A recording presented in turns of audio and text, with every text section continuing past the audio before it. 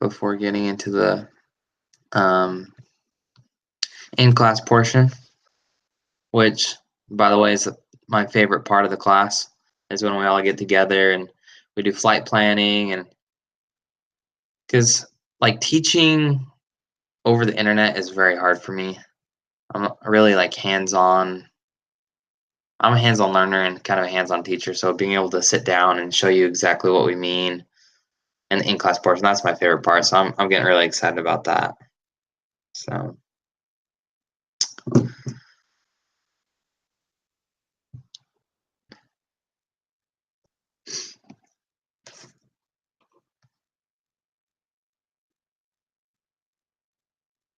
all right.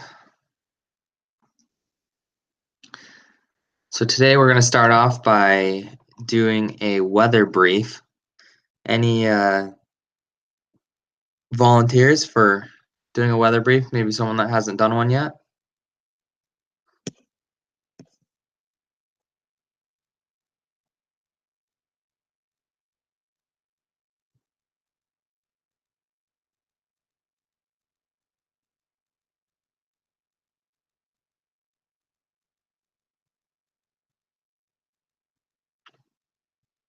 No takers?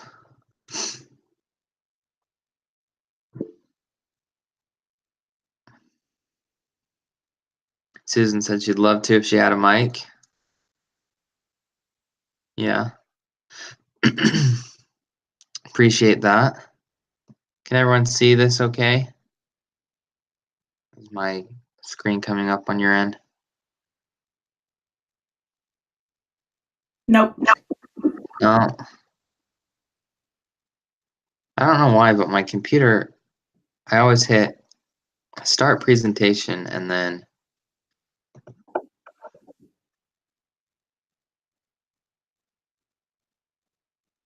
it doesn't. There we go.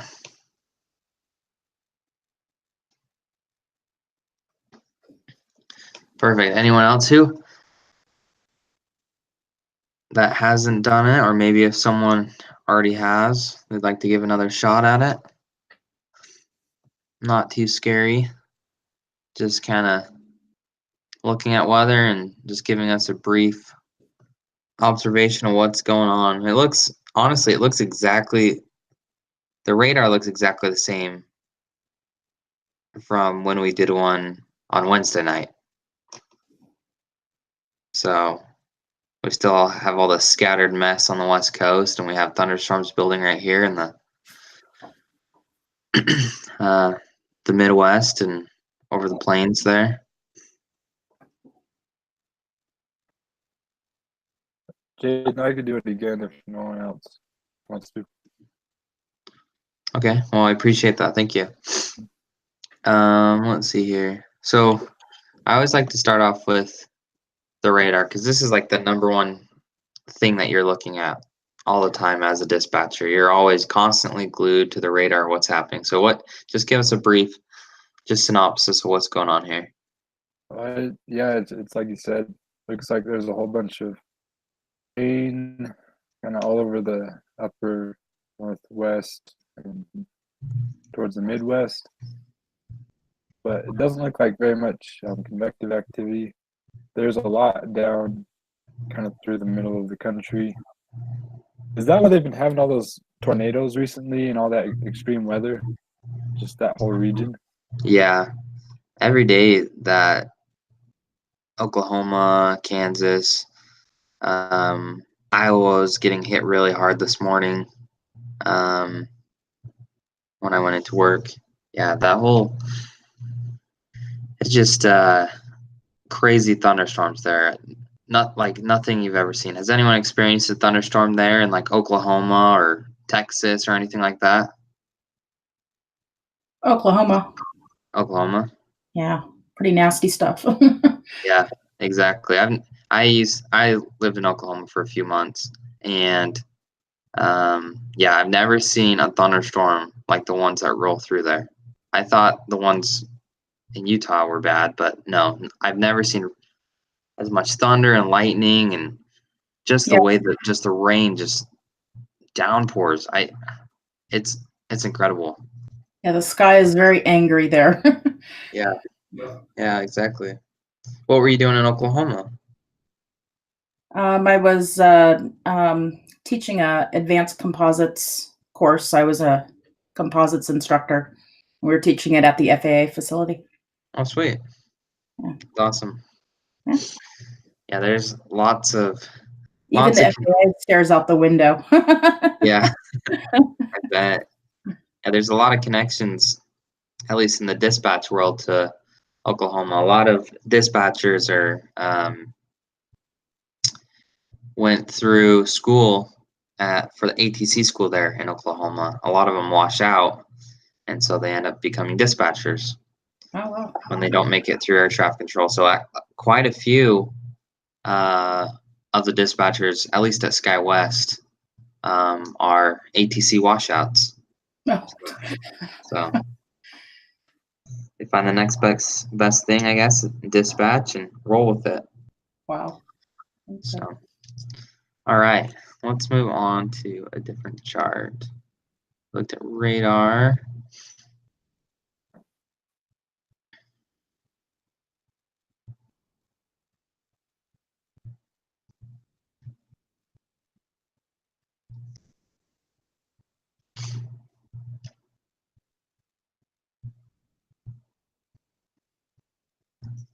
All right, so this is kind of a hard one.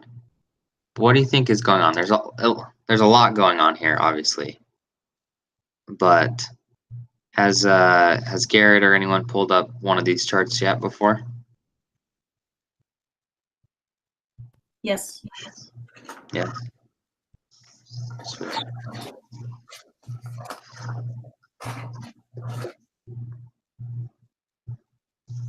So, was it Brandon, right? Are you the one that's doing the? Oh no, it's me, Christian. Oh, Sorry. Christian, sorry. It's hard for You- me to tell when I don't have the screen up telling me whose voice is going on. So, Christian, would you like to give it a shot? What's going on here? Yeah, It's a lot, I'll so do my you don't best. necessarily have to do every single one, but I'll try to code it. So, yellow looks like surface-based turbulence. So, moderate below 10,000 feet over on the extreme west coast, and kind of over Oregon and California. Mhm.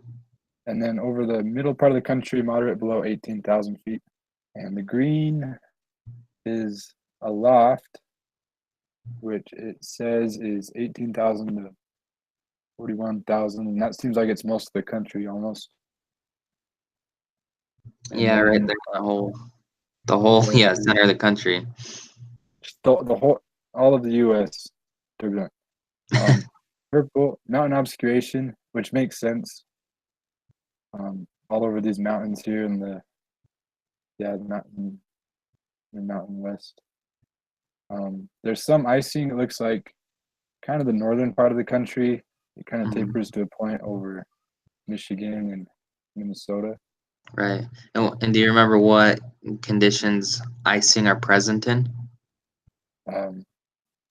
Below 10 degrees Celsius and visible moisture. Yep. So it's 10 degrees and below, and you're right, and visible moisture. Okay. So those are considered icing conditions. So very good job. Now, Okay. with this mountain obscuration over here, what do you think is causing that over here? Is it probably like a low pressure system? With all Yep. the water moisture. Right. Yeah. It's low pressure. We have all those scattered showers that they're fairly low right now. And you have lots of different snow flurries going up. One of the resorts here in Utah said that just because it just keeps snowing and snowing and snowing, said that they're going to have a record-breaking season and have over 700 inches of snow Is that over the last snowbird? year. Yep, snowbird. Pretty crazy. I was just up there like 2 weeks ago, and it was unbelievable how much snow. was still up there. Oh, man, So that's cool. nice job. Now let's see here. What about this red? What does the red mean? IFR conditions. Right. So does that just mean that the visibility or the ceilings require it? Right. Exactly. Yep. Okay. So you can just kind of glance. So what this chart is I mean, usually it's not as crazy as this. I mean, having so many lines overlapping, but you can kind of look, okay, well, you know, we have IFR conditions up here. So you can just quickly glance and as you're briefing your weather, okay, IFR conditions here, IFR conditions over here. Everything else looks pretty good. Lots of turbulence, mainly the surface, and over here we got the, you know, surface or the turbulence in the air, aloft. And, you know, we have, let's see here. There's low level wind shear right here. I'm not sure exactly. I haven't seen that airport code before. CHI. We got freezing levels right here. This will tell us the different freezing levels. So yeah. Anyway, just a quick glance. So nice job. Let's go to a different chart.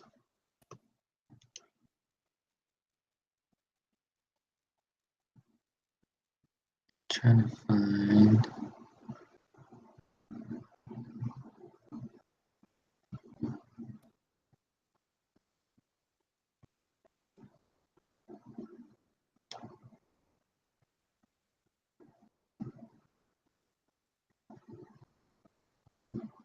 Try and mix it up a bit. I remember Zach told us. Sorry, which one? I remember Zach told us that he prefers like one or two. And he just kind of doesn't need the rest. Do you have a few that you prefer over others? Yeah, I mainly use radar. I use the TCF like all the time. This becomes your like best friend in the summer months because you look at it so much. Because that just really gives you a good idea where those thunderstorms are going to be. So just for planning wise, so I like the TCF. Let's see here. Just trying to go over these. And I mainly just focus on that, and then I go to the kind of this this prog chart, just kind of looking to just see how the weather's going to change and develop over time. This one isn't like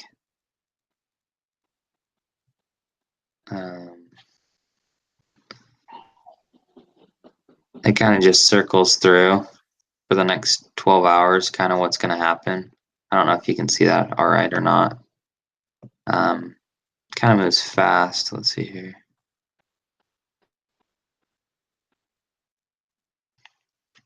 So it just kind of changes and just kind of shows, you know, what all is going to be happening in the next 12 hours.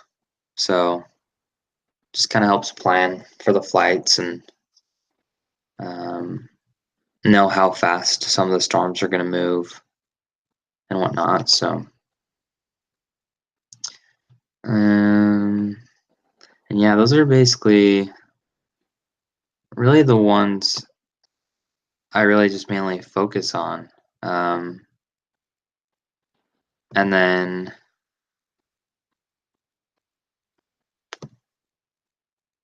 yeah, that's basically it. I mean, I will glance at some of these, you know what I mean, when I need to, but for the most part, I'll just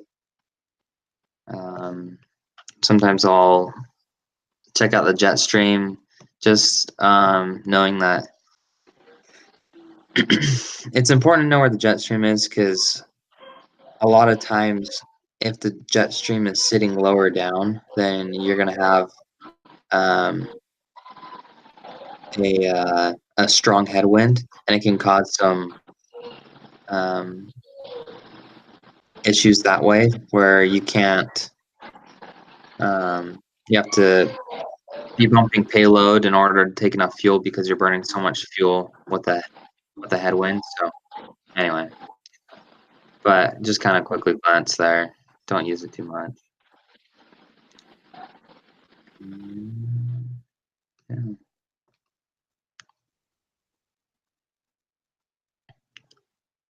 That's basically it when it comes to. Cool. Yeah, thanks for helping me with the weather brief. Appreciate it. You're welcome. Okay, let's move on to preparing for the quiz. I want to make sure that we review for the quiz, so that we get all of our bases covered, so that we can spend the rest of class. Like I said on Wednesday, we're gonna be spending most of the class building routes. So kind of going through the process of building routes, looking at what charts we need to look at and reference when building routes and whatnot. So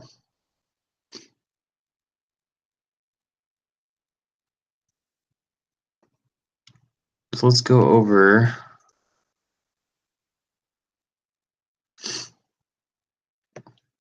the quiz.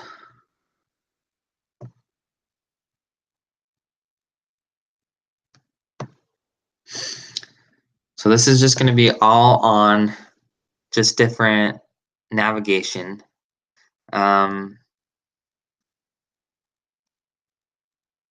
this last week.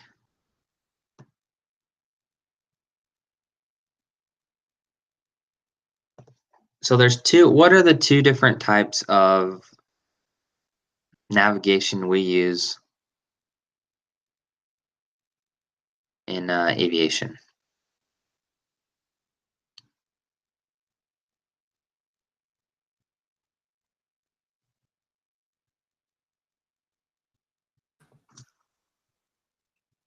Can you say that a different way? Sorry, what was that? Can you say that a different way? Would that be stars and SIDS or no? No, not necessarily. This is kind of a broad question. Sorry if it's a bad one. Are you just looking for like vertical and horizontal? Kind of. One is only horizontal, and the other one gives you vertical and horizontal guidance. Precision and non-precision. There you go. Yeah. Right. So there's precision and non-precision, and then there's also another name. We have our ground-based nav aids, right? And we have our satellite-based. So those are the two different type of navigational aids that we use: ground-based and satellite-based, right? Okay, so not two different parts of the approach, or two different Right. approaches Yeah. Sorry. on it. So aids you're talking about. Okay. Yeah. So Sorry. as far yeah, as the quiz is concerned, you want the ground aids and the satellite aids, not the precision and non-precision. Well, we're going to be going over both of those, so you're going to want to know exactly. Well, no, I get that. I mean, for like, if you ask that question, you want ground aids and satellite aids or whatever you said. Yes. Okay. Ground-based or satellite-based. Okay, all right. Yeah. Okay. Now. Sure what you were asking. Yeah. Sorry, I kind of worded it in a weird way. So if I do word it in a weird way, just say, "Hey, Jaden, what the heck are you talking about?" No offense. I don't know. I kind of prefer the awkward silence personally. Yeah. Me too. No. I don't like that. All right. So with ground-based, let's just start with ground-based navigation. What are three different types of ground-based navigational aids that we use? VOR. Yep, VOR's awesome. So we got one. What are two other ones? DME. DME. Yep, absolutely. So we have VOR, DME, and what's the last one?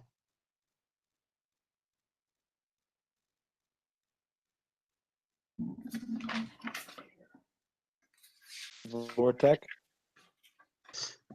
No, because Vortex is essentially a VOR.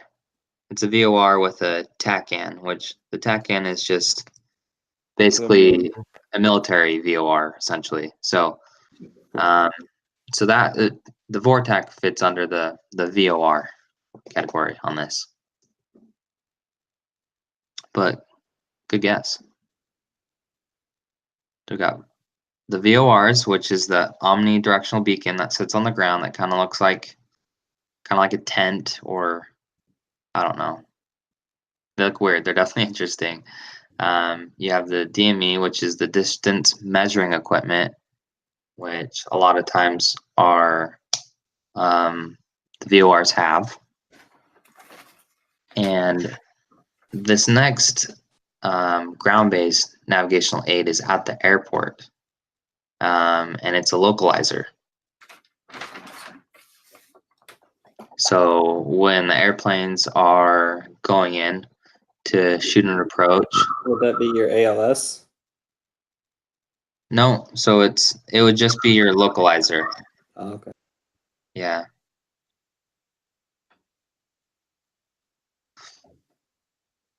So the ALS is the approach lighting system, which is part of the instrument lighting system, but the ALS is just, sequencing lights on the ground. It doesn't actually provide a way for you to navigate, if that makes sense. The localizer sends out a frequency, for whatever runway you're trying to land on, and you tune into that frequency and it helps you navigate onto that runway. So we have the 3 different types of ground-based navigational aids, which are VOR, DME, and localizer. Does everyone have those? Mhm. Perfect. Okay. So we kind of touched on the ground-based. Let's talk about satellite-based navigation. What are 3 different types of satellite-based nav aids or navigation? Sorry, what was that? GPS. Yep, GPS. Something else. Was one of them the WAAS and LAAS? So that's WAS. That is under GPS. Okay. Yeah.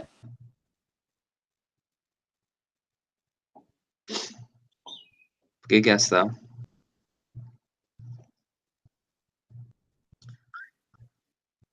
These other 2 are pretty hard. I'm not gonna lie. So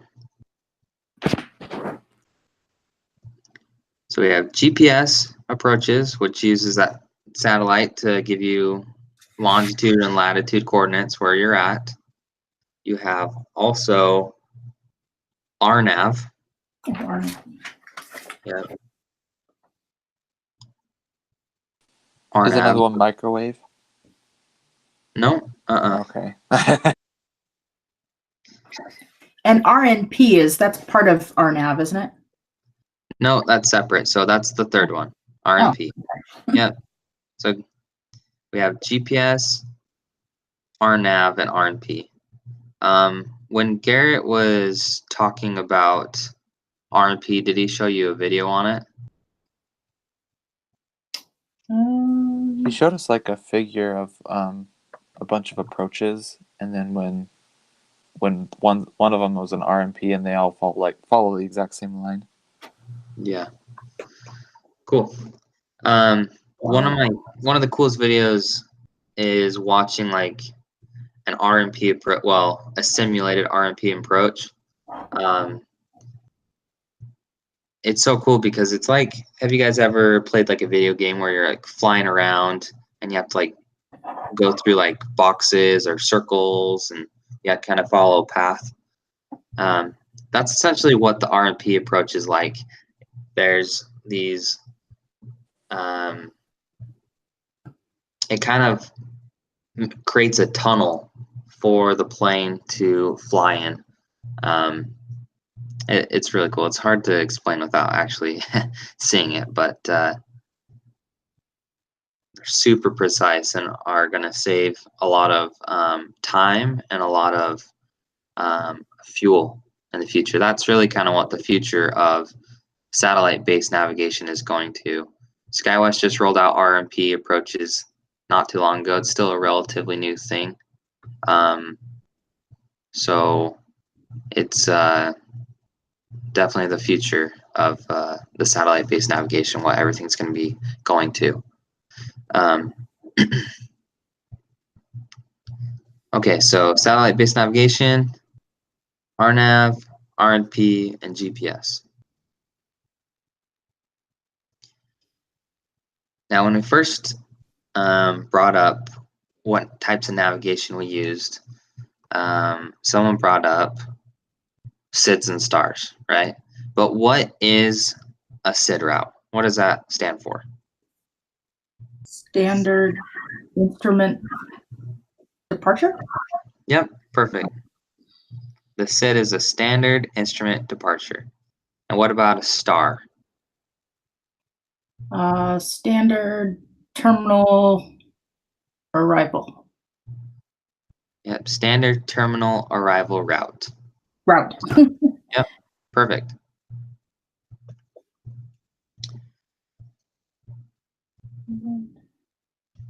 So what purpose do the SIDS and stars perform? Or what's the purpose of the SIDS and stars? Make things easy. Or How less so? congested, I guess. Sorry, what was that? I said less congestion. Yeah, Much better. perfect. So it less congestion helps sequence traffic in and out, right? In and out of the terminal environment.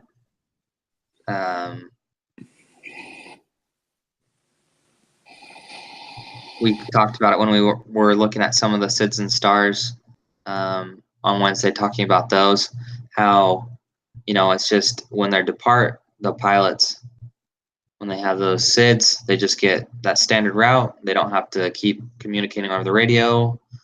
Okay, what do I do next? What point do you want me at? What altitude? They just follow that route takes them all the way from where they take off to when they get to the en route phase of flight. Because they don't have to, it pretty much takes care of the traffic. It relieves workload for ATC. So the purpose of the SIDS and stars is to sequence traffic in and out of the terminal environment and to relieve workload.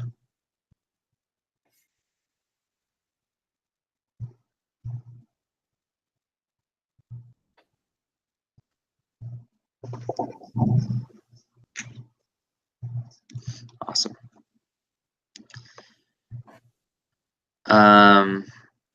This got brought up just a few minutes ago too. What information does a precision approach provide a pilot?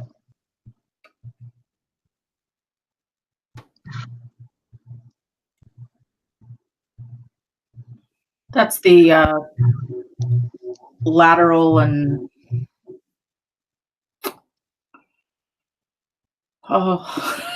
somebody else said it. Vertical and horizontal guidance? Yep.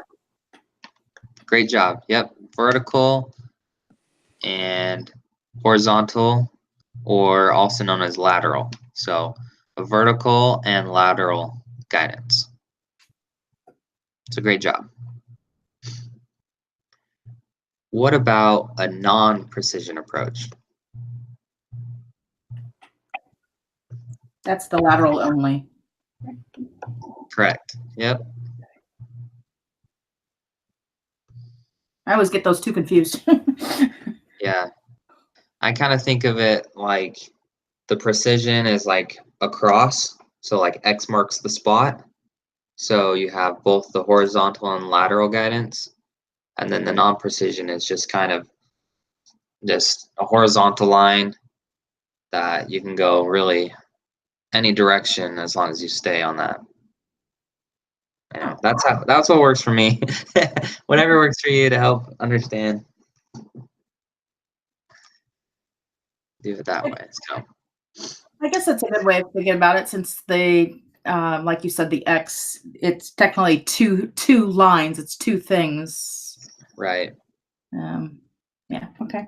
So when I picture the precision approach, I imagine the two lines coming together, and you're flying right into the middle where those lines meet. So you go to that exact spot. Oh, yeah. Okay. All right. If that makes Yep. more sense. So kind of like the X marks the spot, or the T, or however you have it positioned. All right. What about what are some examples of precision approaches?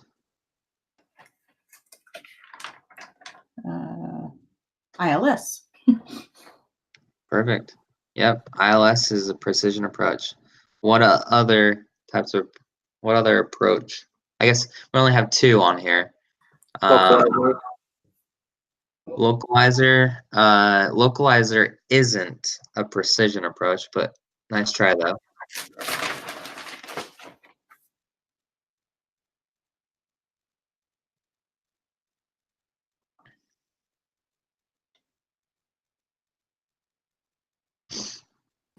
Is that PAR?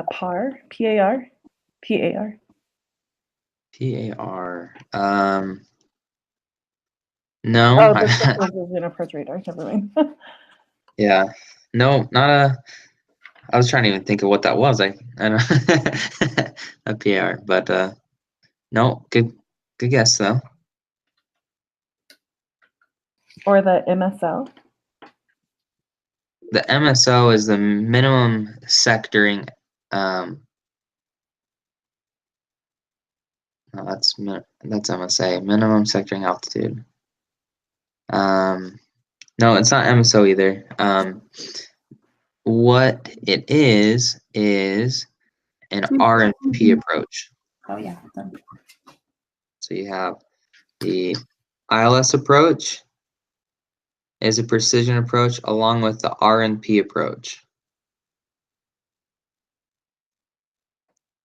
Susan said MLS. MLS. I'm not familiar with that type of approach. Isn't that a microwave landing?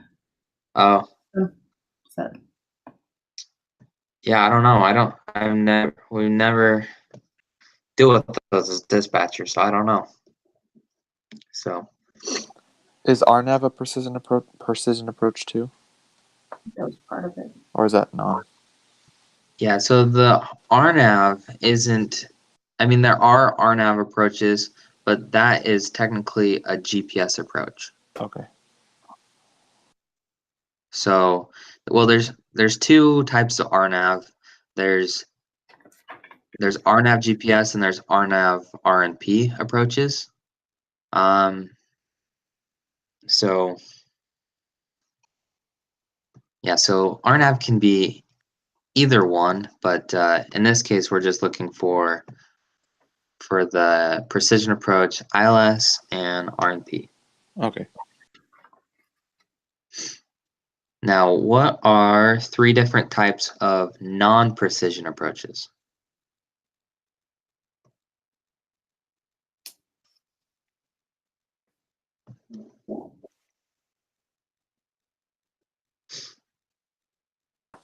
Localizing. Localizer. Yeah, that would be an example of one. Now, why would a localizer be a non-precision approach versus, well, oh, never mind. That's a dumb question. The localizer is part of the ILS. So, so that would, you're right. When you asked earlier if that was a precision approach, that is. Because if your localizer is out on your instrument landing system, then your whole ILS system is out if your localizer is out. So sorry about that. Got that one confused.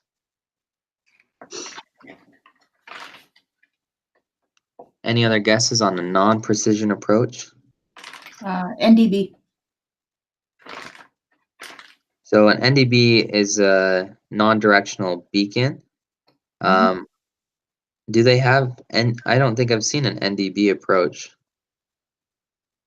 I don't know. It was in my notes. It's more of like a waypoint, Yeah. but it's not necessarily an approach. A true. So, like, Yes. I'll give you one. GPS, right? Thank you. Non-precision approach. We have an LDA,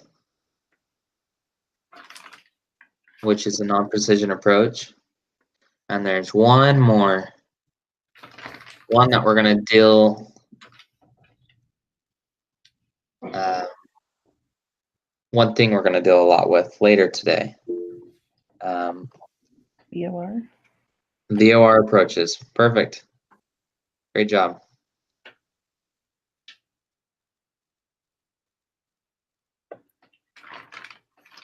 Awesome.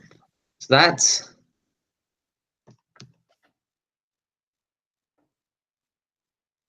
pretty much it in a nutshell. Does anyone have any questions about any of those topics or anything that we went over so far? What does LDA stand for? Ooh, that's a good one. Again, there's so many acronyms. It's like landing distance. I can tell you what Wikipedia says, but I just don't remember talking about it, so I want to make sure I didn't miss something. Yeah. You don't really use, well, at least as a dispatcher, really, you won't use LDAs hardly ever. Like LDA is like your last option when it comes to approaches that you'll use. You're always going to pick the ILS. Whenever there's an ILS available, you're always going to pick the ILS because that's going to have your lowest landing minimums. Next would be your GPS approaches as far as landing minimum goes, which has the second lowest. We're not going to, when we build our flight plans in this class, we're not going to be using any GPS, any GPS waypoints, any GPS SIDS and stars, or GPS approaches. It's all going to be ground-based approaches. So, but the LDA, yeah, Wikipedia just says it's a localizer type directional aid. I So- found in my notes that it's not aligned with the runway. Right. Okay. Yep. So, like, for example, the St. George runway here, the LDA here, yeah, is offset from. Okay. Thank you. From the runway. I mean, yep. Good question. Any other questions?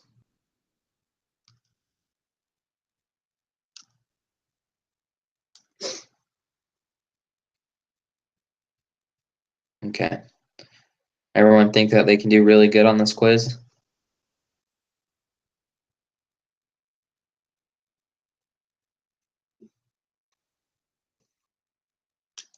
Okay. Let's hope so. But I think you guys should do very well if you paid attention. So, all right. Since we're in a good spot to just take a little break, let's take a little break. Let's come back at 25 minutes after the hour. Does that sound all right with everyone? And then Yeah. we'll come back and start going over using those SIDS and stars and kind of building routes. Sound great? Okay. Cool. All right. Come back 25 minutes after the hour. Cool.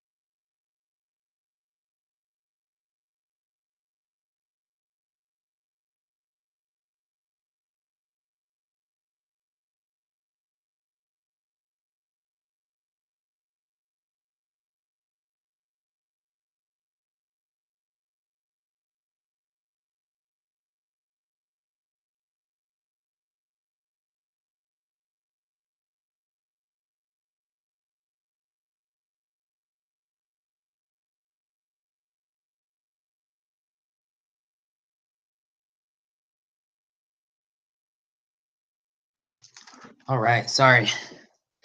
Now we can get back to business.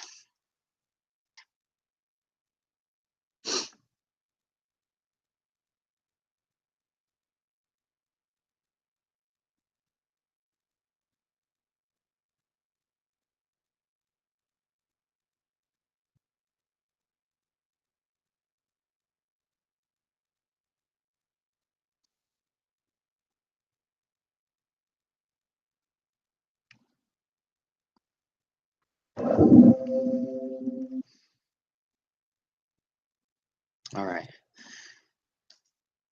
So you guys have probably seen SkyVector a few times now in the class. Has anyone been able to get on and kind of play around with it and kind of figure things out?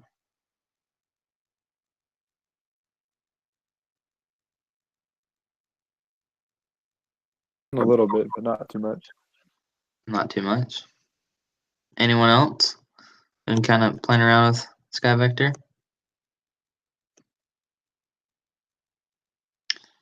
Yeah, and Was- making trying to make I tried to use flight radar and then try to recreate a flight.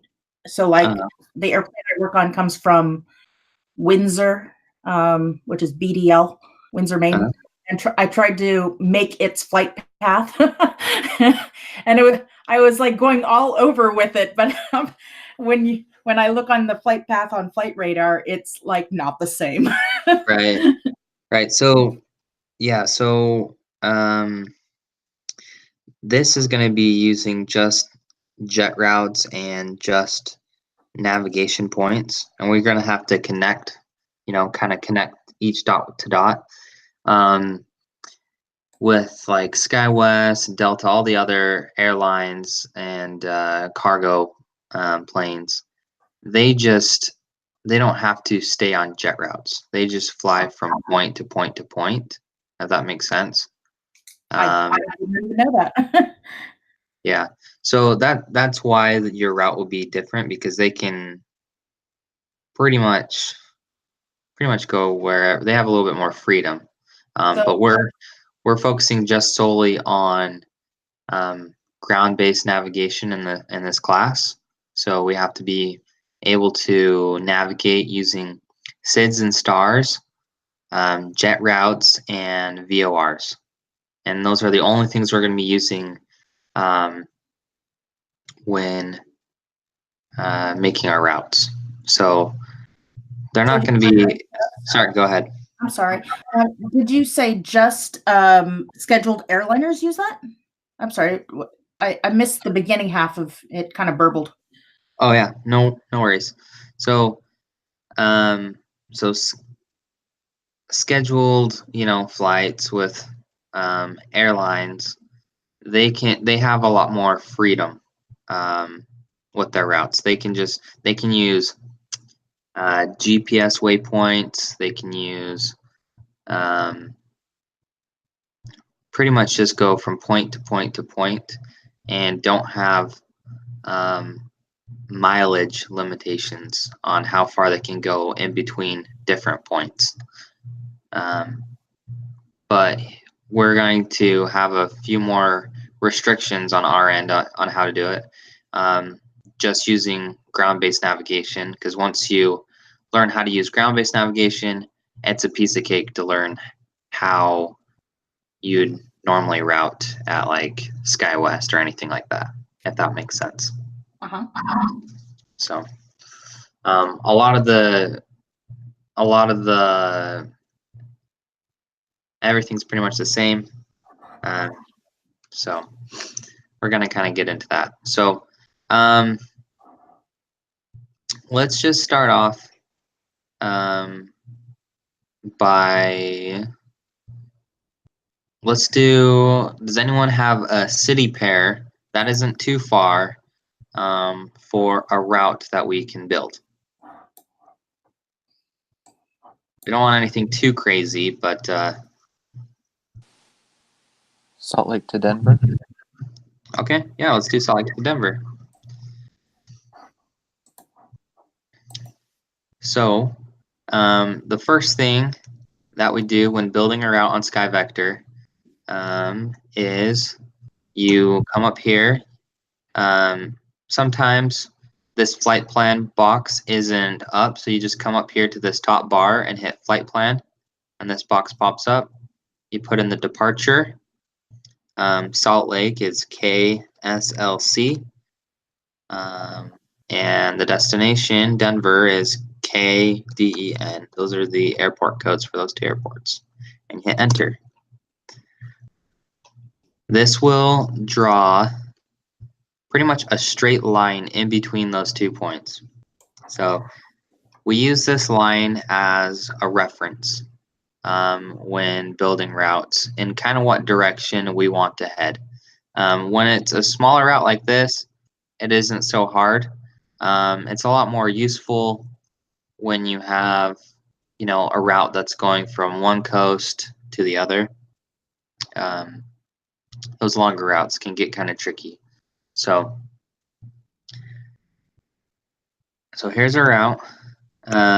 It says from point to point here, the distance is 339.7 miles, just straight across. This will give you an estimated time en route. Don't ever use this estimated time en route just because, as you can see, it says it's going to take 2 hours and 55 minutes. Well, I can tell you it definitely does not take 2 hours and 55 minutes to drive there. Well, not to drive, but to fly. It's well under an hour. Well, about an hour. So this takes a lot of different things into consideration, like winds and stuff like that SkyVector calculates. So don't ever pay attention to this, but we're always going to use this mileage right here. So you'll want to pay close attention to that. So when building a route, basically the first thing that we do is we find our departure. So we find a SID that's going to work out good for us.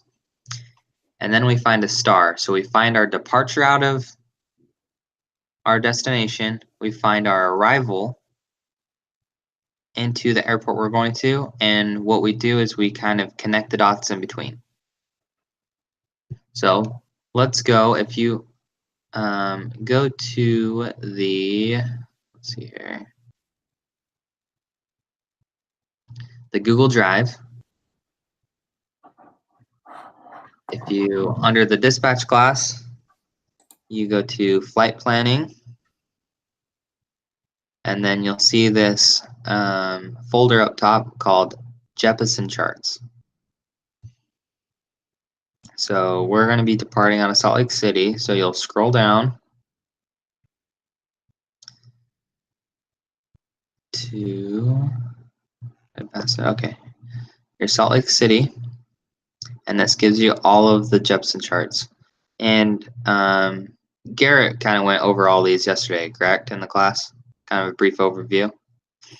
Yeah. Okay, perfect. So what I like to do, so going back to SkyVector here, we kind of get a figure, we kind of look at this line and see where we're going to go. So here's Salt Lake right here in the middle, and it looks like our route to Denver kind of takes us pretty much directly east, kind of a little southeast. So we're going to want to find a SID that will take us to the east. So go back to our charts. So the first couple pages in here, the first ones are stars. So we're not arriving in Salt Lake, so we can just skip over these. We go down to the SIDs. Let's see here. Okay, so here's the first SID that we have. It's really kind of hard to see. So when you look at these, sorry, it's not very clear, but there's this compass right here that tells us which way is north. So these little white lines right here in this kind of shaded circle, that is the airport. So the way this works with the SID is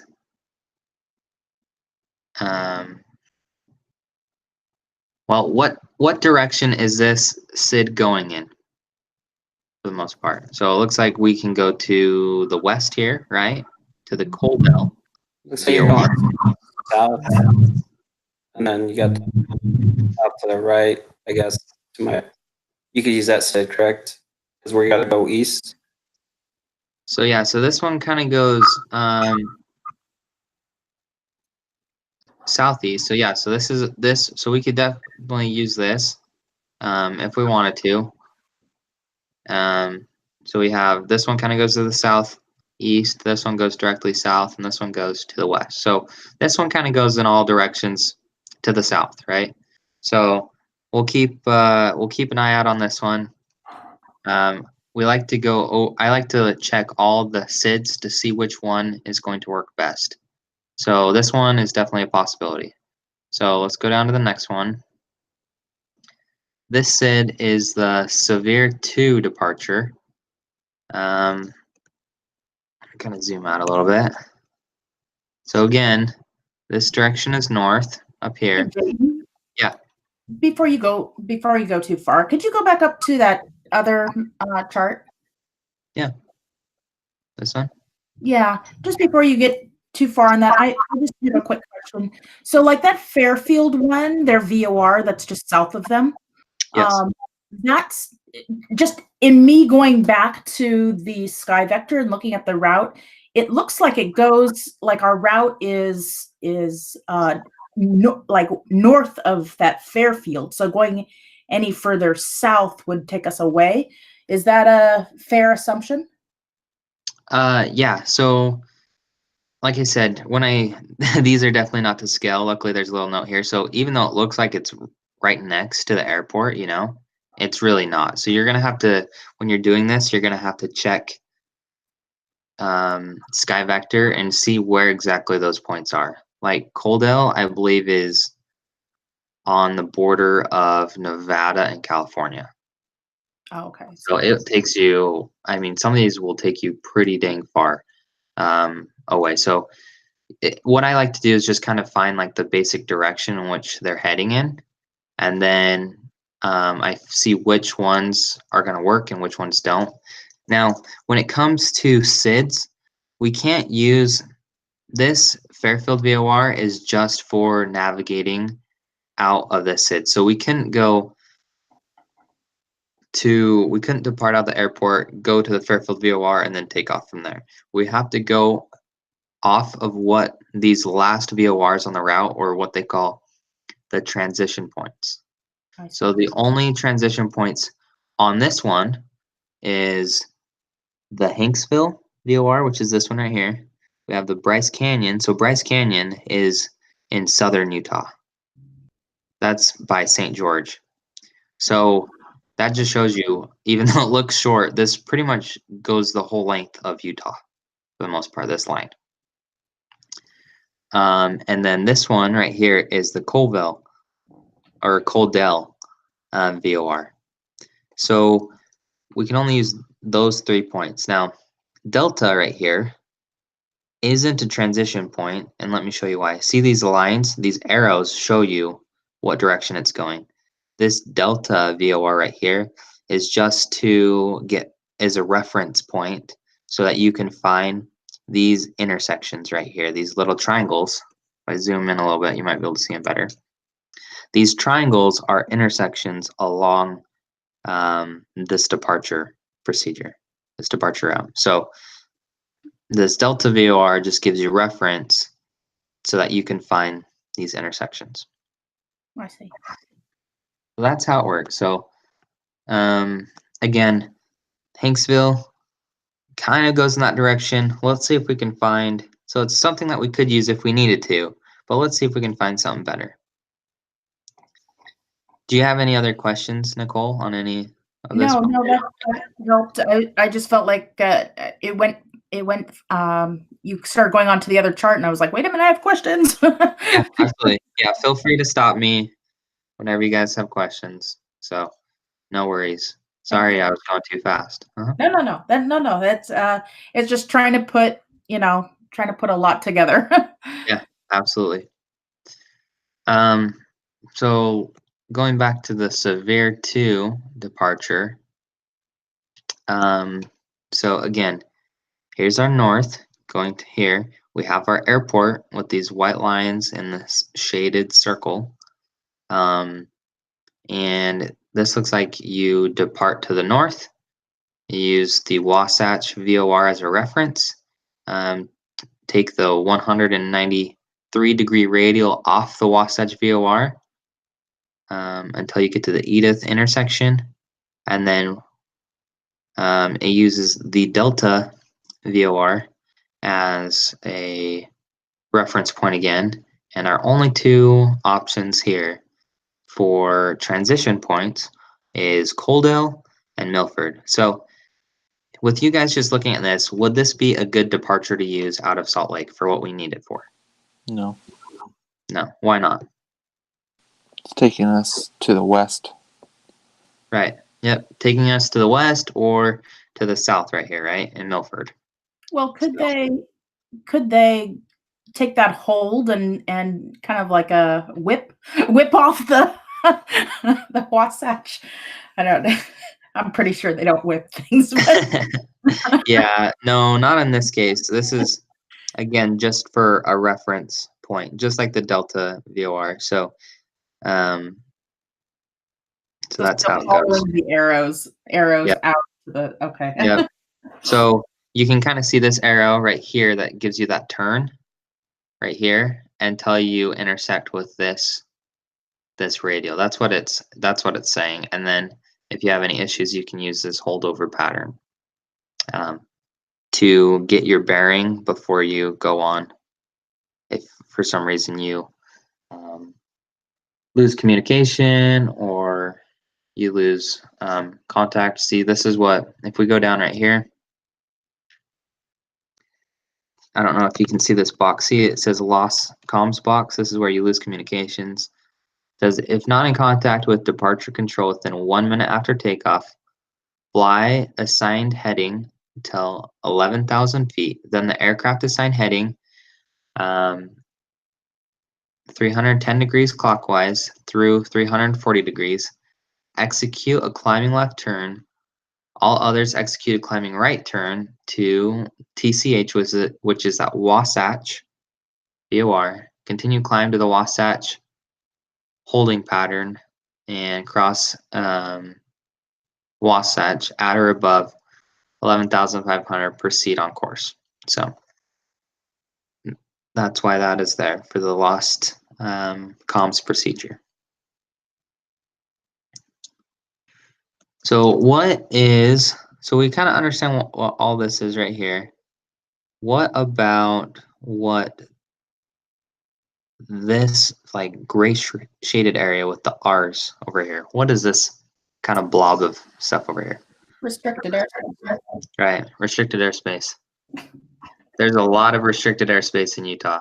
A lot. Pretty much the whole like western half of Utah is all restricted airspace. Right here in this blob, the R6402A, I believe that's the Dugway Proving Grounds, which is actually one of the areas that they can use for. I don't know if you guys have heard of the Boeing's space shuttle or rocket for space travel. They're going to be testing it in a couple of months. They're just finishing up the process, but instead of in the olden days when the capsule would land in the water, they're actually going to be landing on the ground, and this is actually one of the areas that they have that they can land in when they bring astronauts back to Earth, which I think is kind of cool. That's cool. So that's kind of what that is. Now, looking at this, the Wasatch VOR, what does this little H mean right here? Does anyone have an idea? HIWAS. Not quite HIWAS. It's a high something, Interesting. but not HIWAS. Oh. What this means right here, the H is called a high VOR. So it's a high frequency. So the high frequency VORs have a, what's the correct word I'm looking for? Have a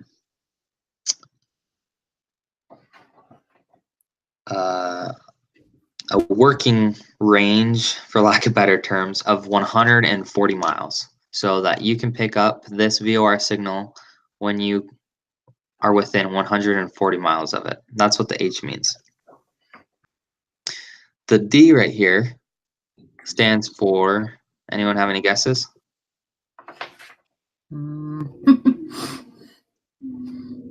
DME, perfect. Right. Yep, the D stands for DME, which is the distance measuring equipment, so that when you pick up that frequency, the Wasatch frequency, you can tell how far you are away from it. Again, right here, the Wasatch, that's the name. What about this number combination right here? What does that stand for? It's your frequency. Right, that's the frequency that you tune into to pick the signal up from the Wasatch VOR. The TCH is just the 3-letter identifier of this VOR. And what about these lines and dots right here? Morse code. Morse code, right? Perfect. And then right here, the N40W, this is your GPS longitude and latitude, I believe, of that position. So, all right, let's move on. So we know that this right here isn't one that we can use. So let's keep going down. Let's check another SID. Oh, So if there was an L in parentheses, would that be low VOR? correct. Okay. Yep. Okay. And that has a lower frequency, and there's the precise term for it, what I'm looking for, other than kind of their work radius. I can't remember what their service volume, that's what it is. Oh, okay. The service volume of the VOR. So a high VOR service volume is 140 miles, and the low VORs are I believe it's 30 miles.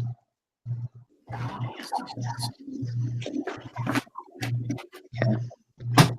So it looks like on here, oh, did we skip one?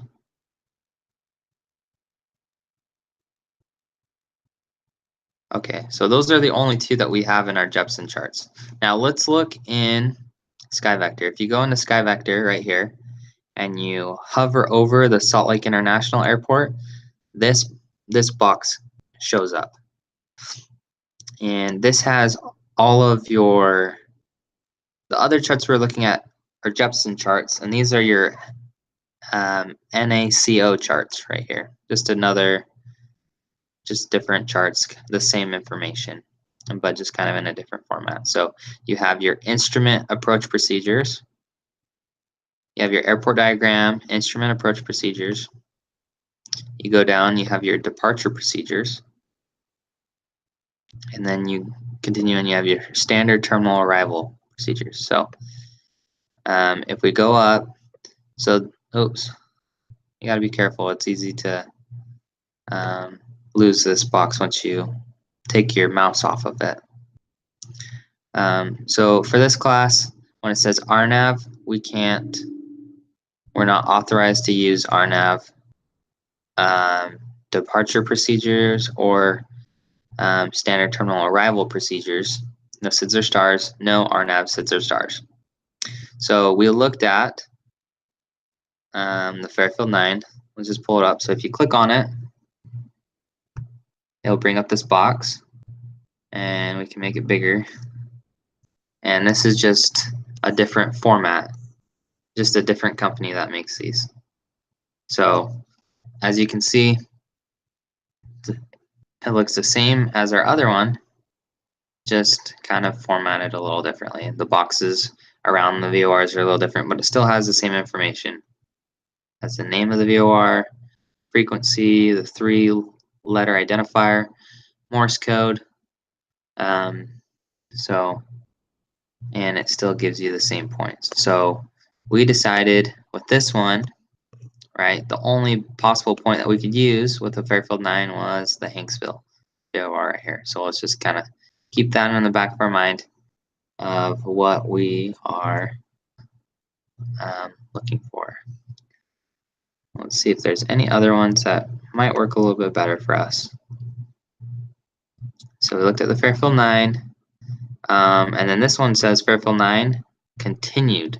So if we click on that, what this chart is, it just gives you a little bit more information. Let me kind of zoom in a little bit. Just kind of gives you a little bit more information on the procedures, kind of just more of a text of what's going on with those procedures.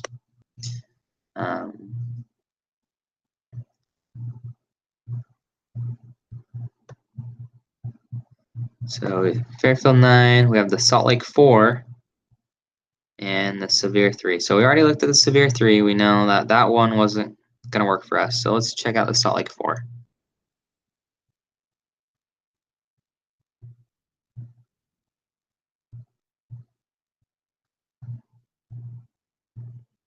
So now, let me see if I can make it a little bit bigger. Oh, guess I can't. So I'm going to kind of center this a little bit. So I know there's a lot going on here. So right here, what I always do when finding out what direction this is going to go is first I check out to find the compass, to see what direction we're heading. So top of the page is north right here. You find the runways, which are right here. These little white lines right here are the runways. And then you see what VORs we can go to. So this is, I think I brought this up on Wednesday, that this is a vector departure. So they depart out of Salt Lake City, they go to the Wasatch VOR right here, and they get vectored. Basically, ATC gives them directions on how to get to the Twin Falls VOR, or gets to the Mlad City or Rock Springs. And they take these different vectors off of the Wasatch VOR if we're departing to the north. And if we're departing to the south, right here, we come to the Fairfield VOR, and we get vectors from there to these other different VORs to where we're going. So honestly, it doesn't look like this one might really even help us very much. We have the Miton VOR right here, or the Grand Junction. These two Grand Junction might work out good for us with trying to go over to Denver. So which one should we try? Should we try the Salt Lake 4 or the Fairfield 9? What are you guys feeling like that we should try first?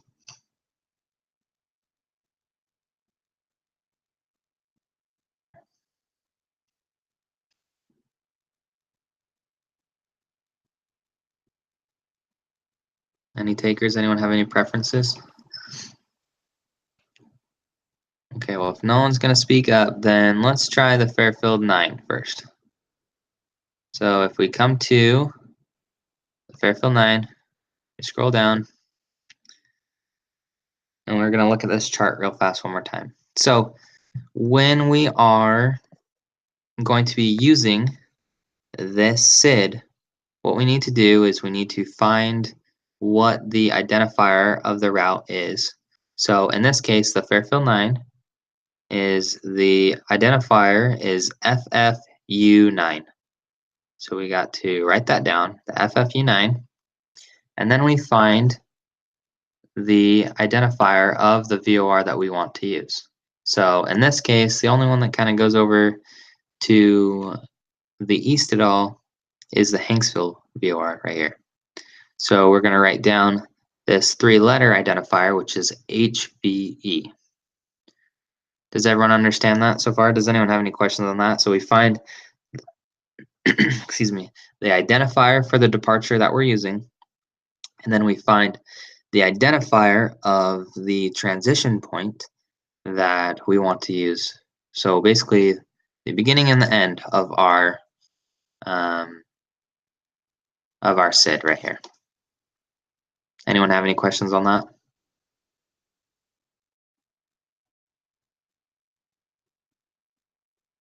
Okay. So now we come over here to SkyVector. And remember, what was that identifier for the Fairfield FFU. Right, so we have FFU, and then we need the 9 because it's a Fairfield 9. So you type that code in, then you hit space, and then you type in the identifier code for the Hanksville VOR. Which one? What was the code for that one? HVE. HVE. Okay, and you hit enter. So now we can see this. So now it is planned right here, the Fairfield 9 departure, and we're exiting that departure on that transition point of the Hanksville VOR. So let's check out where it put us. All right, so looks like that took us all the way to the south. You guys think this is going to work out for us? Is this a good departure to use? No. No. I mean, it looks like it would work okay, you know what I mean? Because it isn't like too far, but at the same time, we can find probably a different one, right? So let's just erase this and let's check out the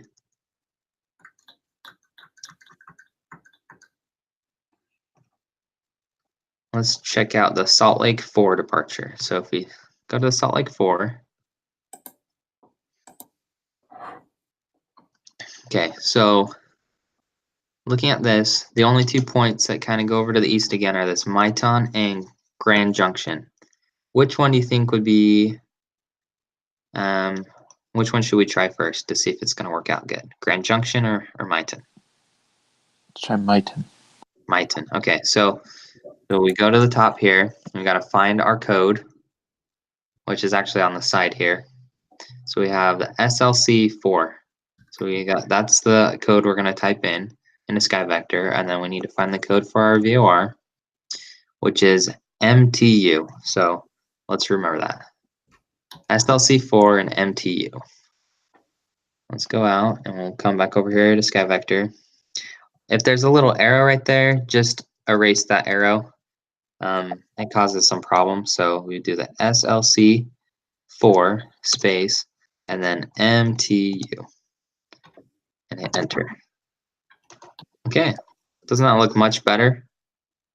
It looks a lot straighter of a line. Oh, that didn't work out very good. Didn't put it on that departure.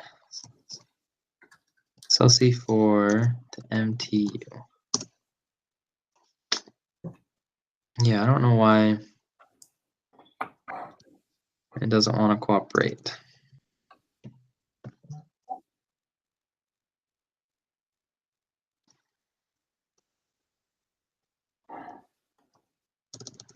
Okay.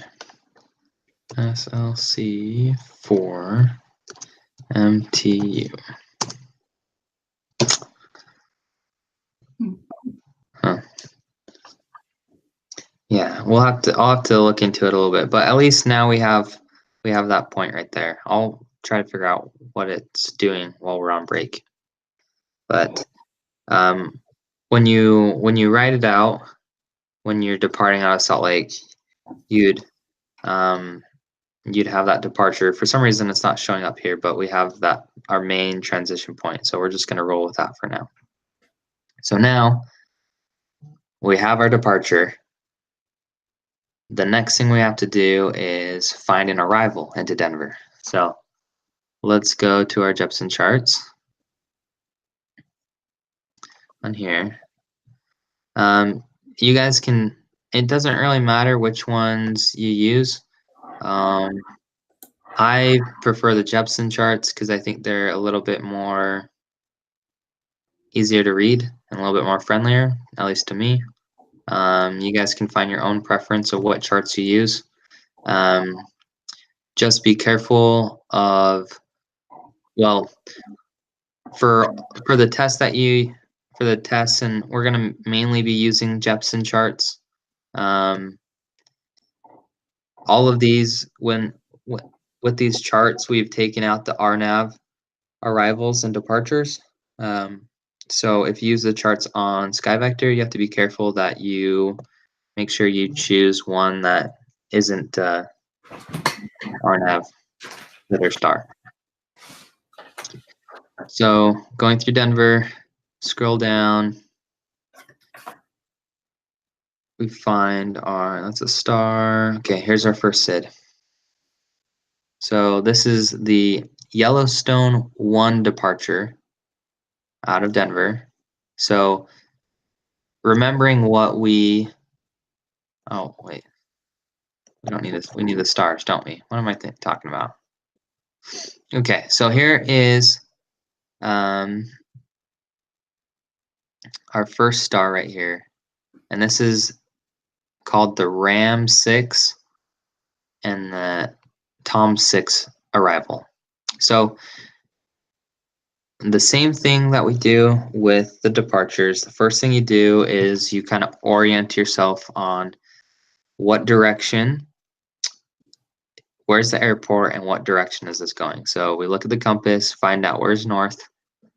We find our airport. It's right here.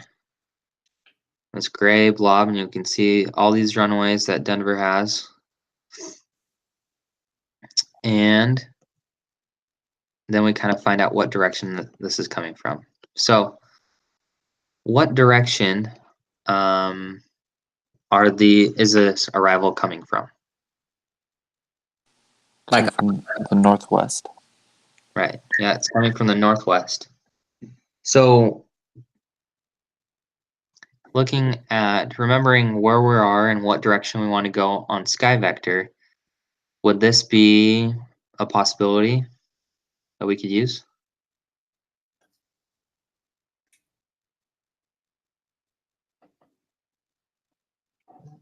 You have to see if your VOR that you're coming from is on there? No, you don't have to see. Sometimes if you, when you have close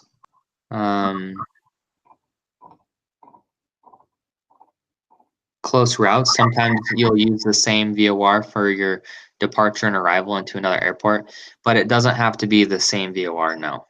Okay. Because what we'll do if they're not the same, which 9 times out of 10 they're not going to be the same VOR, on very rare circumstances they'll end up be, but that will just be kind of more of a coincidence. So what we do is we kind of connect the dots in between to make it work. So just looking at this, is this an arrival that we can possibly use? It's coming from the northwest. So yeah, so let's keep that in the back of the mind. We can use the Ram 6 arrival. So let's go down. Again, and looking at this is all basically the same information pretty much as the departures. It's just we have our VORs and the arrows, all of it lead into the airport instead of out of it. So we have our holding patterns. You'll see that is a lot more common on arrival procedures. If for some reason, let's say like a storm rolls into Denver and you need to hold, they'll stop you on one of these intersections and put you in a holding pattern there in these places on these arrivals. So that's kind of how those work. Or if they have too much traffic going in, then they can put you at those holding patterns too. So now this is the Lander 9 and the Sage 9 arrival. So again, let's orient ourselves where this is at and what direction it's going. We have our compass right here down in the left corner. It's pointing to the top of the page is north. We find our airport. right here, this gray shaded dot. So what direction is this arrival coming from? Northeast. Yeah, the northeast. So would this be an option of an arrival that we can use for planning our route? Negative. No, we wouldn't want to use it, would we? Because it's coming from the wrong direction. So does everyone kind of see that, how this wouldn't be a good option? Any questions on that? Okay. Let's scroll down. Here is the Powder 8 and the Larks 8 arrival. So again, let's orient ourselves. North is the top of the page. Here's our airport, and this is coming from the southwest now. Can everyone see that? Kind of going up from the southwest to the airport. So would this be a good option to use? Less likely, but you could. Sorry, you're kind of breaking up. I said less likely to use, but you could. Less likely, yeah, right. If we look over here, right here, this VOR is the Grand Junction VOR. And this VOR happened to be on the Salt Lake 4 departure too. So let's just keep that in the back of the mind. Maybe depending on how things work with these arrivals, we might switch it so that we just go directly from Salt Lake to Grand Junction and then Grand Junction to Denver. Just an option that we might have when making our route. So then we have the DAND 8 and the Quell 8.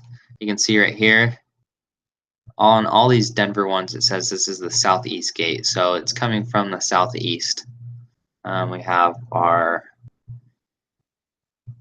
airport right here, and they're going up. So when you're looking at this chart, I know these are all confusing because these basically have two arrivals on one page.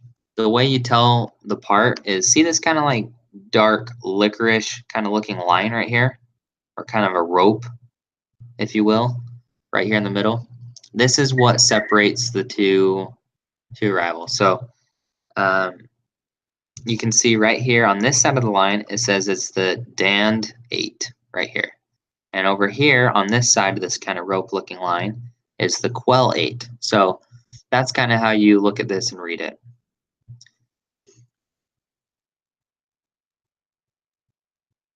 So the possible intersections that we can use on here is the Lamar VOR. We have the Garden City VOR, the Hays. It's the Hays, Kansas VOR, so that comes all the way from Kansas. And this is the Goodland VOR.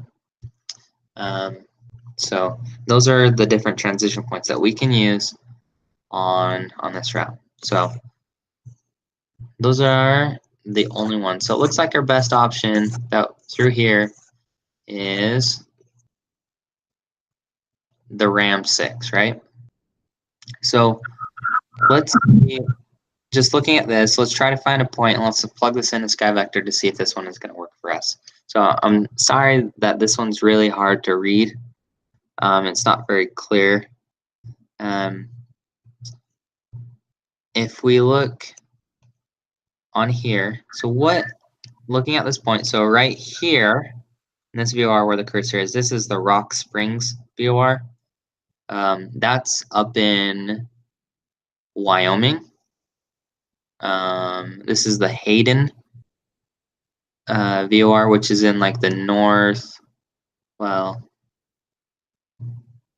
kind of northern Colorado, kind of VOR, and then the Meeker VOR right here is kind of more down by kind of the like on the closer to the Utah Colorado border, like in between. So So what out of these 3 points, what do you think would be the best one for us to try to use? I would say the Hayden one. The Hayden VOR? Okay, yeah, let's try that. So so this side of this line, this rope right here, is this is the on the Tom 6 arrival. Or Thompson? That's probably what it is. Thompson. Yeah. So the identifier that we're going to use is this Thompson 6, and then we're going to put the Hayden VOR identifier is CHE. So let's go to Jepson, or not Jepson, SkyVector, and we're going to just type in, I already forgot. CHE, so you put the first point, your transition point for your arrival. So CHE, and then we put the Thompson 6, and you hit enter. I don't know why it's not liking these arrivals on here. Let me see here. Sometimes they changed the name recently. Let's see. It's not even on this list. Oh. Looks like it's Thompson 7. Oh, there we go. Yeah, thank you. Yep, Thompson 7 now. So they're periodically changing these charts. So TOMSN 7. There we go. See, now that's the way it works. Let me try. It's really bugging me that this departure isn't working out of Salt Lake. So let me try to fix that. Use the Salt Lake 4, which is the SLC 4.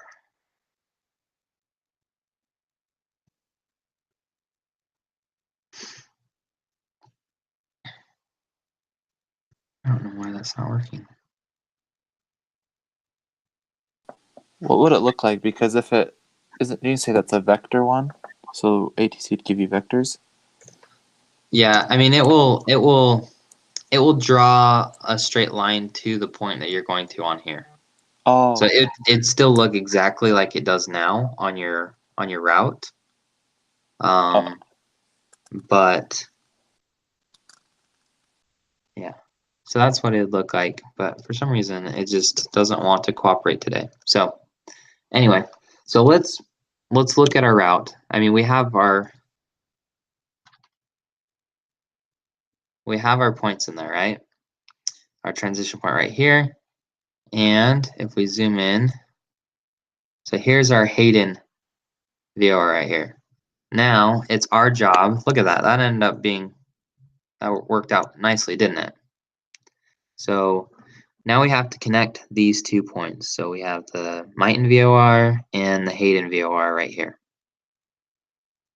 So if we zoom in, we can see that, hey, look, just our luck, there's a jet route right here. See? Jet route, J24 in between these 2 points. So sweet, we lucked out. So the way you'd put this in here is between the Mighton VOR and the Hayden VOR, you go here on SkyVector and just erase this arrow, because maybe not. Put J24 and hit enter. So see, now it planned to be on that route. So once you end that departure here at Mighton, you start your en route phase of flight where you are flying on jet route 24 until you get to the Hayden VOR right here where you start your arrival. And that is our route right there. Does anyone have any questions on building the basics of building a route? So when you start your route, then, or when you're doing your departure, you're not necessarily flying on a jet route. That doesn't start until you hit your first VOR from departure. Right. So the jet routes that you fly on start at your intersection point, right, of your transition point of your departure and arrival. So it's the jet routes are the in between. Does that make sense? So we find the beginning, we find the departure, we find the arrival, and then we connect the dots in between. So good question. Does anyone else have any questions on that? So not the straightest line. Let's see here. We had the option to use Grand Junction. Let's see where it's at. So Grand Junction would have put us coming all the way down to right here. We'd come down here and then back up. So that wouldn't have worked out too bad. But this route works good too. So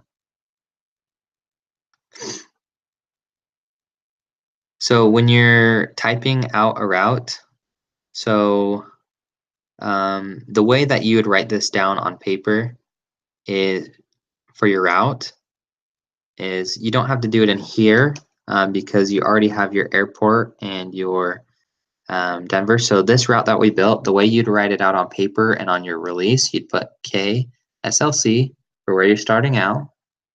You put the SLC 4, or sorry, I typed that wrong. SLC 4 to you put your transition point from your departure, MTU. You're flying on jet route 24, going to the Hayden VOR, which is CHE. Yep, CHE. And then using the Thompson 7 arrival. So it'd be TOMSN 7. And then you put your airport KDEN. So that's what your route would look like on paper for what we just did. And that's how you'd file your route with ATC. This would be the information that you'd send, the route that you'd send with air traffic control so they know what route that you are flying. So when you put it in SkyVector, you don't put down here in this bottom portion, you don't have to put in Salt Lake here in the beginning and Denver at the beginning because you put them up here in these boxes. But when on the front of your releases, once we do flight planning and flight planning packets, sorry, I can't even talk. This is how your route would look right here. So you put all of this in between here, and you just throw your departure and destination on the ends of your route here that you create. Any questions on that?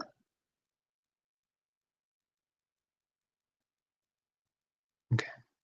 So let's take another break. Do you guys want to take a dinner break? We can just take another 10-minute break. What are you guys feeling like? Can we have a little longer? Yeah, so let's take a 20-minute break. Let's come back at 40 minutes after the hour. And we're going to do a little bit longer route so that we kind of get more of a feel of kind of connecting the points in between. This was kind of a short route, so this was a good solid route. And we're going to do a little bit longer route so that we can connect more points in between and kind of show you how that goes. Okay? Awesome. Great. Thank you. Yeah, you're welcome. See you guys at 40 minutes after the hour. 40.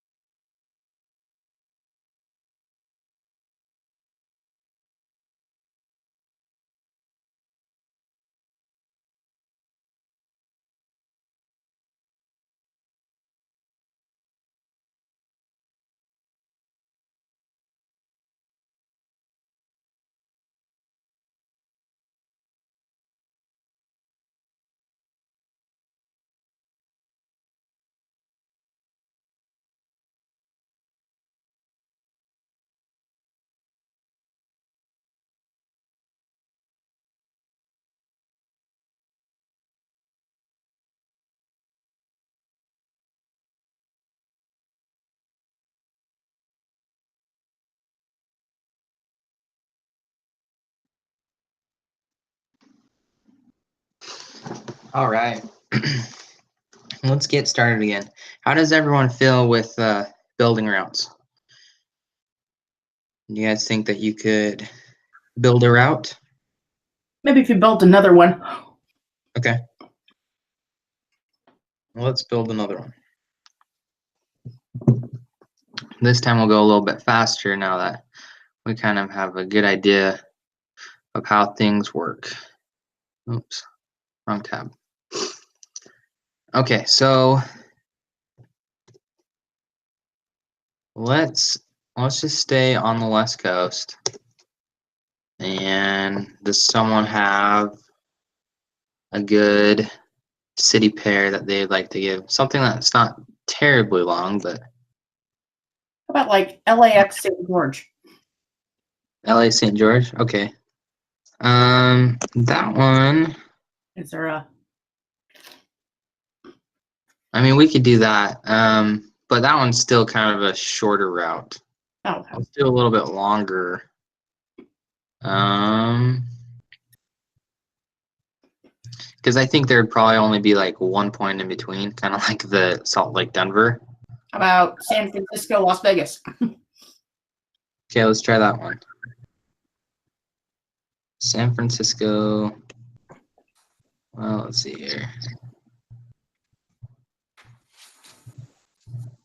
Okay, let's try that. San Francisco, Las Vegas.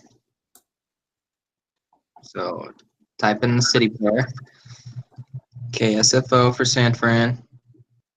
Destination. Okay. Las Vegas. And we get our route like that. San Francisco's got a lot of weird stuff coming out of it. Right. Oh, hold on just a second. My wife just dropped a bunch of stuff, so let me go make sure she's all right real fast. Hold on.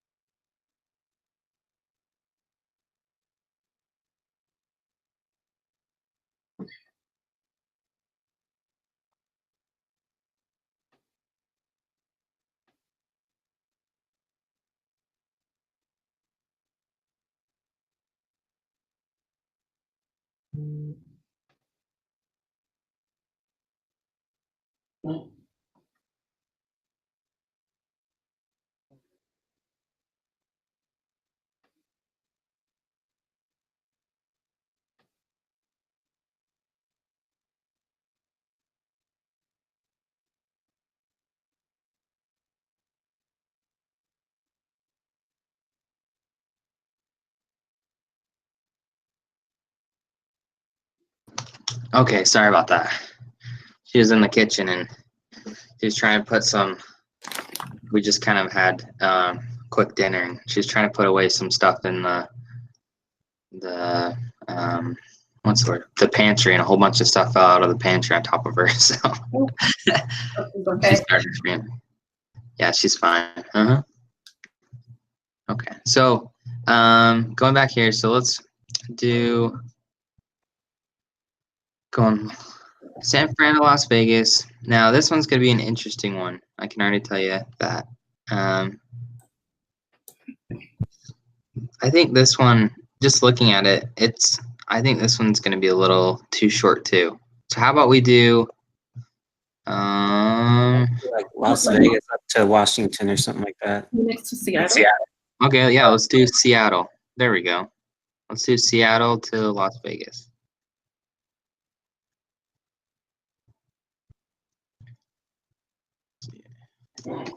Okay, perfect. There we go.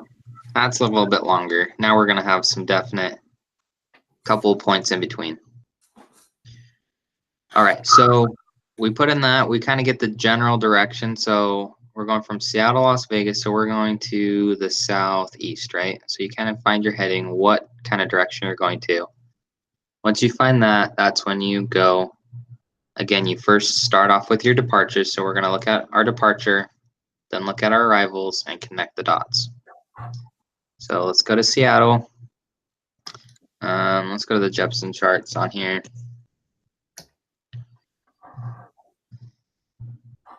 And scroll down. These are all alphabetical order. So Seattle is right there. Scroll down till we get to the SIDS. There's the stars. Okay. So here is the first SID. Looks like it's the Elma 2 departure. So looking at this departure, would this be a good departure to use out of Seattle? So we have our airport right here. What do you guys think? No. No. No? Why not? Because it goes west. Goes It's west, going- right? Mhm. And we're trying to go like South. southeast, right? So we're probably going to look for, most likely we're going to try to find a departure to the south or a departure to the southeast. So the Elma 2, not going to work for us. So let's check this one out. So this is another vector SID. This is the Mountain 8. What do you guys think about this one? We have our airport is right here. Is this a good departure that we can use departing? Possibly. Possibly. Why do you say possibly? What's your thinking? Well, if north is up, you got VORs off to the west. So you could possibly use those. They're kind of like southwest, but they're not like directly south. Okay, so yeah, these are kind of southeast. It looks like these might be kind of more directly east. Again, this isn't like to scale, but it kind of gives us more of an idea. It looks like these are pretty much to the east. That's what this is showing me. So, because this is Pasco right here, that's pretty much, that's like southeast, but it's mainly east. We have Spokane, which is like directly east almost. So this one, I mean, we can use it, but probably not the best choice. Let's check the Seattle 5 departure. What do you guys think about this one? So we have, looks like some VORs. We can go to the north. Got some to the south. What are you guys thinking?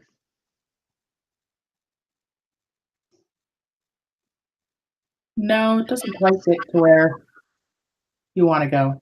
Okay, why do you say that? Go through the middle. Like Okay. we need to go like through the middle of those two. Those Okay, sets so are. we're trying to go like right in here, right? That's Yeah. what you're saying? Okay, Right. so this one, yeah, so this isn't perfect, but so far this seems like it might be the best one. Because this has some kind of directly to the south and to the south,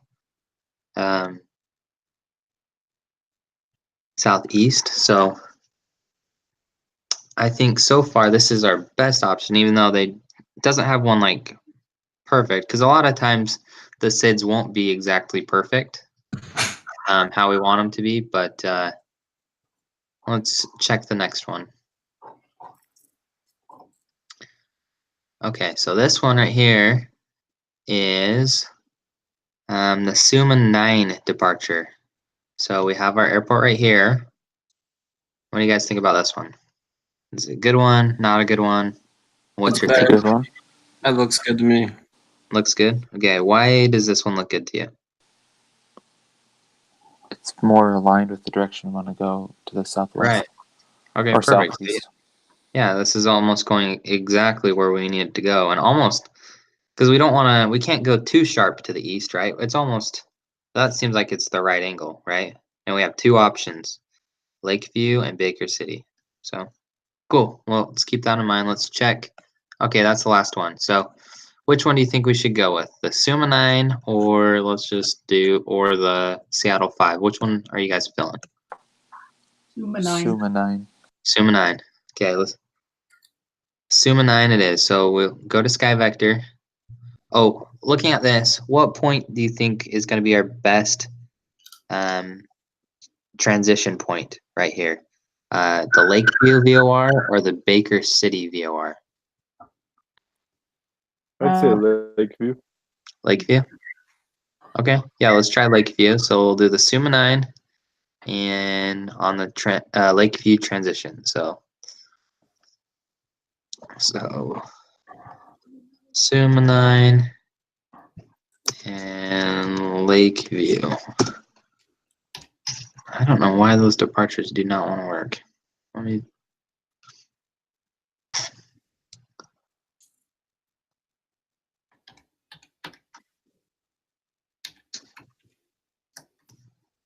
Let me just try SUMA.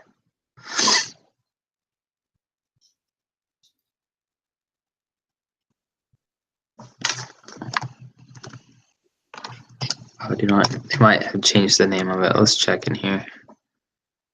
Since we uploaded those Jepson charts.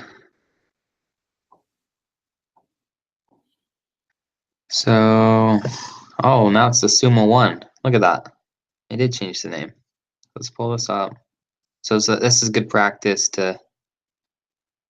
So yeah, so now it's the SUMA 1 departure. That's the name of it. And it still goes to the same VORs here. Still goes to our Lakeview VOR. So let's put in, now we have to put in the SUMA 1 and then LKV for the Lakeview.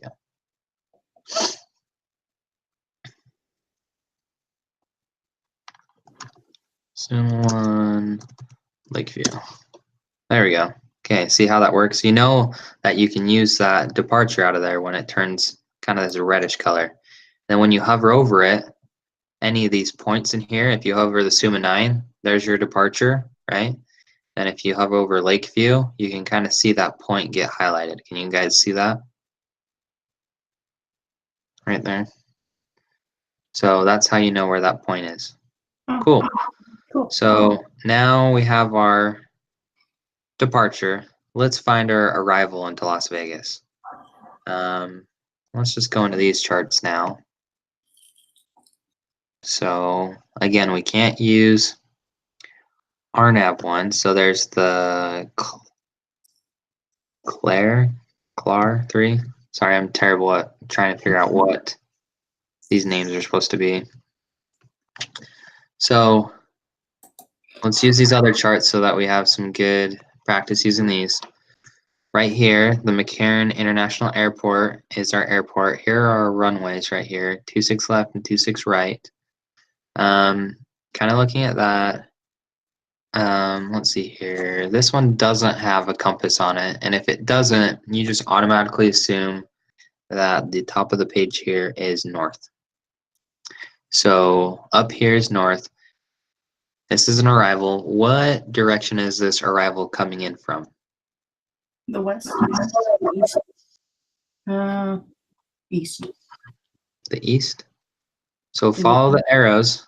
Southeast. Right? So this is actually coming in from the southwest right here. See? Oh, the arrow. Here's your transition point right here. Daggett, where you have the Beatty or Beatty VOR, and you have your 29 Palms. And if you follow these arrows right here, sorry, they're not, these ones are hard to see, but you follow these arrows right here into the airport. That's how you know what direction it's flowing to. So I don't remember if it was you or Garrett that said, was it the thinner ones that were routes going into, and then the thicker ones were the actual arrivals? In the thick lines, or if anybody else. I don't know. That was probably Garrett that said that, but it makes sense. I think he said that aren't the thick lines the actual like arrival, and then the little bit thinner ones are like the approach to the arrival, and then the really thin ones are just like radial, so you don't fly those, right? Oh, okay. Right. All right. Yeah. So these are right. Exactly. Yep. Perfect. All right. So looking at this, would this be a good arrival to use when going into Las Vegas? No, Okay. Why not? it's coming from the south, and we're coming from the north. Right. Okay. So let's find a different one. I know this one's kind of tricky, but yeah. So all those arrows from the south. Let's find another one. So that was the Claire 3. Okay, let's try the Creso 4. What do you guys think about this one?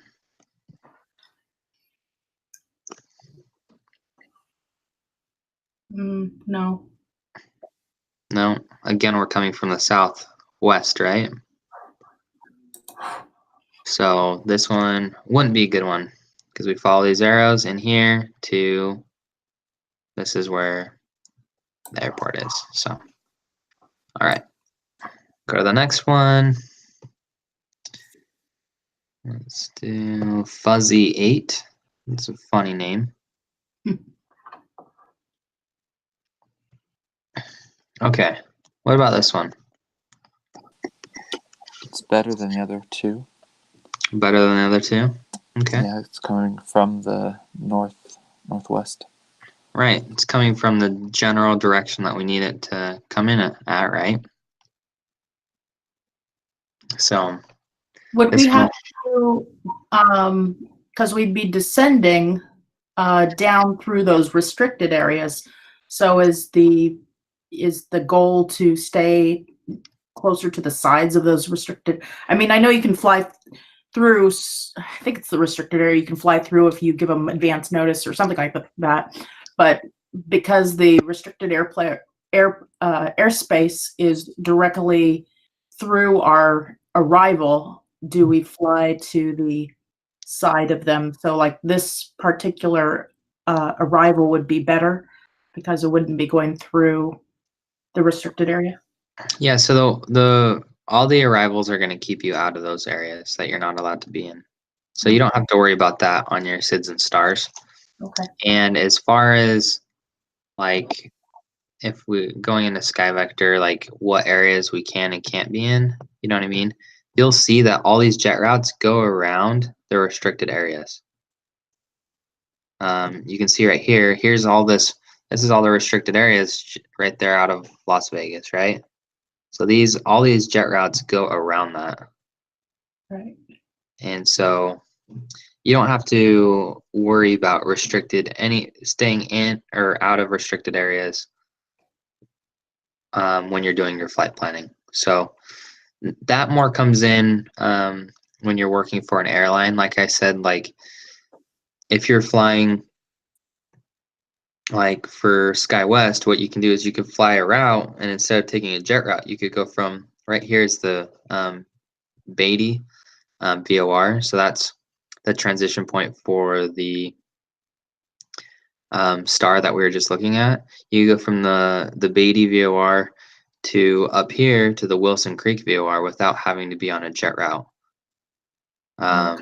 So that's what, and so then you'd have to check, okay, is this active? Do we have permission to go in there? So that comes on when you get to an actual airline. But everything in this class, all of the jet routes will keep you out of those, so we don't have to worry about it. Okay. All right. So going back there, so the Fuzzy 8 looked like a good one so far.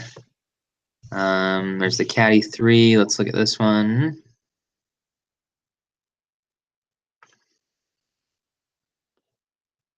What do you guys think? Yes or no on this one?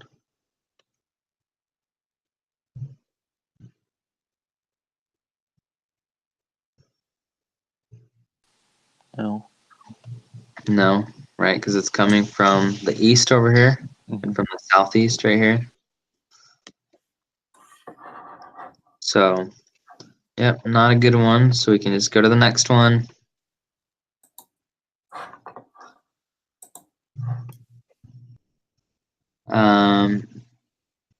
They have the Luxor 2, and that looks like it's the last one. What do you guys think about this? The Luxor 2 here.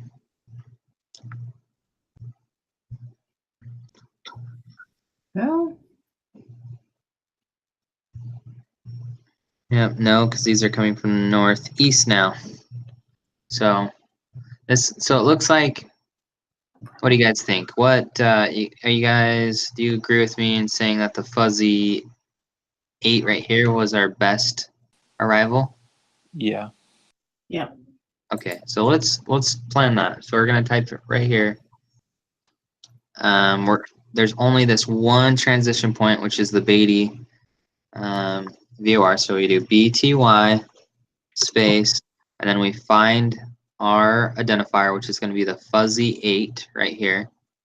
Type in FUZZY 8 and hit enter.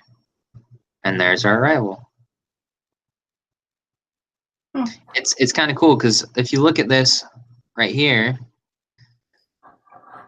so it's really nice being all you have to type in is the arrival code and then your transition point, and this plans all of these points right here in between. You know what I mean? It plans this whole sequence, which is super nice. That's one of the reasons why that these SIDS and stars reduce workload, not only for ATC, but also dispatchers as well. So we don't have to plug in every single one of these points. So you always start with the VOR that starts the procedure? Yep, you always start with the VOR that you want to transition from the en route phase of flight into your arrival. You put that first, and then you put in the arrival name. Okay. Good question. Any other questions before we move on? So this is what our route looks like now. Not too shabby, right? Pretty straight for the most part. Mm-hmm. Okay. So now the fun begins. Now we get to connect some dots. So let's start off in Seattle and work our way down to Las Vegas. So already I'm noticing that, where is this point? So you find your point. So I think okay, right here. So here's the lake view VOR right here. This point. So this purple line is nice when you start off because it kind of helps you figure out where we're going to go. So do you guys see any jet routes that are heading in the direction that we want to go? J5. J5. Okay, perfect. J5. Now, these Q routes right here are GPS routes. So we're not using any GPS or RNAV, so we can't use the blue Q routes when you're planning your routes, okay? Just so you know, we're gonna stay on jet routes, or we can use Victor routes. So this right here, this chart right here is on the world high chart. If you click on the world low, see, now there's a whole different set of routes, and these are Victor routes, right? We talked a little bit about Victor routes in the different airspaces. So we could also plan on using these Victor routes if we wanted to as well. But whenever you can, stay on the jet routes, and then whenever there isn't a jet route to connect where you want to go, you click on the world low and see if there might be one of these Victor routes that will help you, and you can use them that way. Does that make sense? Okay. So let's follow J5. So we're gonna take J5 and let's just slowly kind of see where it takes us. So go J5, and now it comes to this intersection with the Mustang VOR right here. So looks like J5 continues on right here. You can't see it, but the tag is a little bit farther down this line, and J5 continues on here. So we're still heading in the right direction. So let's stay on J5, or we can stay on J5, or we can cut across here on J92. What do you guys think we should do? Can you zoom in a little bit so I can see the whole map? Zoom in or out? So you can see where the J92 goes versus the J5. Right, so we'll put the VOR here. So J92 heads this way, and J5 heads south. Which one do you think would be J92. J92? So we'll go, let's do J5.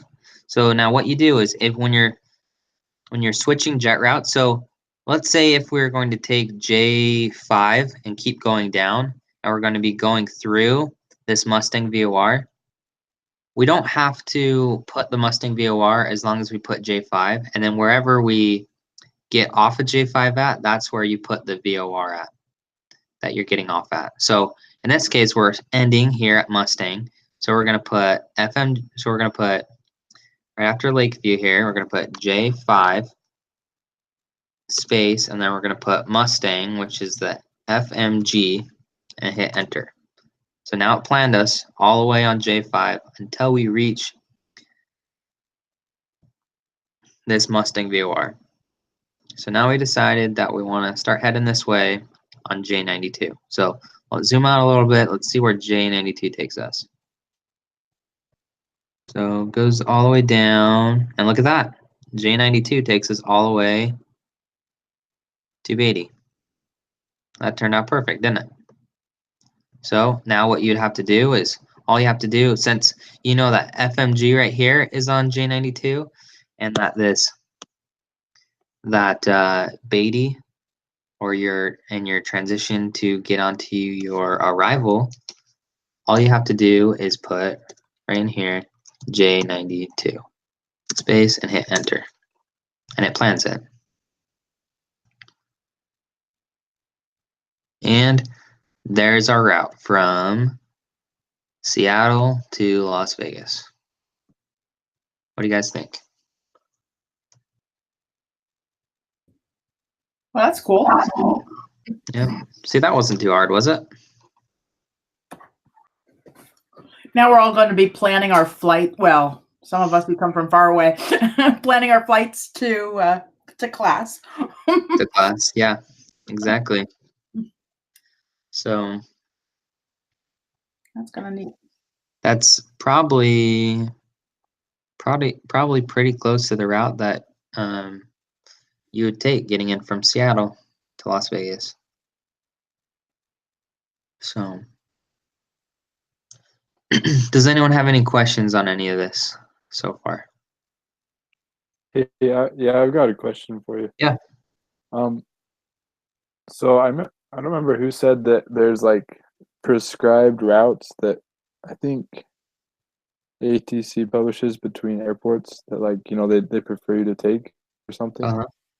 But how does weather play a part in this route planning? Like, do we just plan around where we need to, or is that where the forecasting comes in?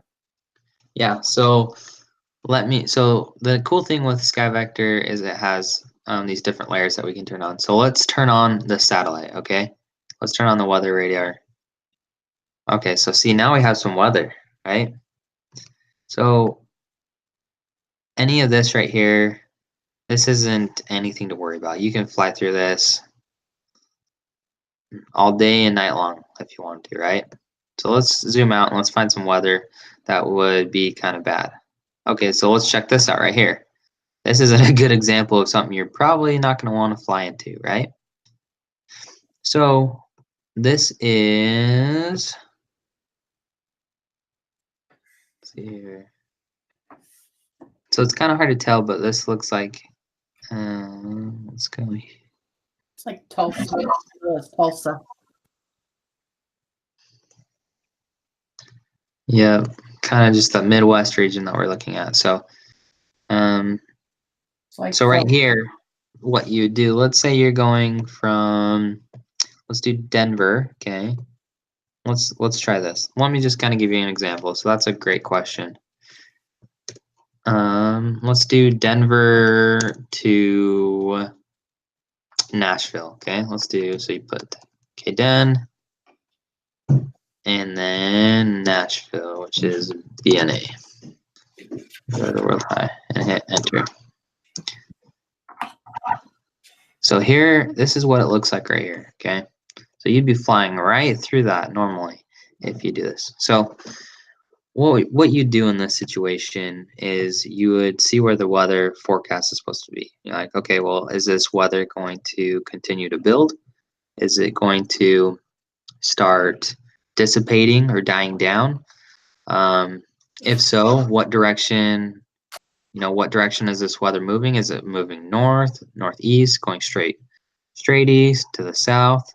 And you kind of look at that. So let's see what this shows. If you go right here, this will kind of play where it's going. So we can kind of see that movement, right? So it looks like it's heading northeast right now. Can you all see that? Okay. I'm not sure how it turns out on your end, but it's moving just slowly northeast. So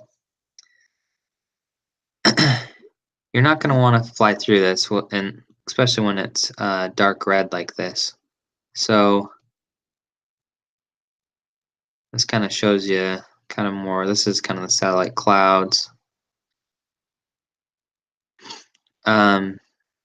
So you're going to want to route around this, right? You're not going to want to fly through that. Number one, there's going to be tons of turbulence flying over that. Number two, you're going to have lightning. This is a thunderstorm. You can have hail. I don't know if you guys ever seen pictures of hail damage on aircraft. Talk about totaling an aircraft. You can total an aircraft pretty fast if you go through a hailstorm. I mean, there's going to be so many dents that it's not even going to be almost worth it to try to fix that, and the windshields and the nose cone that holds the radar, and you could ruin your there's so many things that can go wrong with going through a hailstorm. So you're going to want to stay out of this. So you kind of look at the weather, it's going north east. So what you can do, just looking at this, a safe route you could do is you'd route around and go down to the south here. You could go through this gap. You can kind of see that there's it's a blue line. It's a Q route, but you could go down to the south here, take this jet route, and go down and around, and then back up following these jet routes to Nashville. So that's probably what I would do. I'd go down and around to the south of this storm. And you could even, since you know that this storm is going to be moving. No, I'm gonna buy it. Okay. So since the storm is moving to the northeast, you're probably not going to want to route around to the northeast because the storm's eventually going to be there. It's hard to tell exactly how fast right now the storm's moving. The software we use at SkyWest, you have a lot better of an idea where it's going to be. But you know that to the south that it's going to be moving out of your way. So you could even plan the route like right here, going through this edge of the storm, because you know that by the time you get to this point, because you're planning a route, you're planning a flight, you send the release an hour before the flight is going to depart. And then let's say, it's coming from Denver, it might take it still another, 20 minutes to taxi out and then a half hour to fly. So it might be 2 hours after you make the release that it actually gets to this point. So that the storm will move quite a bit. So you could even file it right here, right going through the bottom of this storm. Because then that chances are that it's going to be still continuing to the northeast. And that route will be clear by the time you get here. So you don't have to go down to the south too far. You can just cut across right through here and keep going on your way to Nashville. So that's kind of how you route around weather. when we get into more of the flight planning,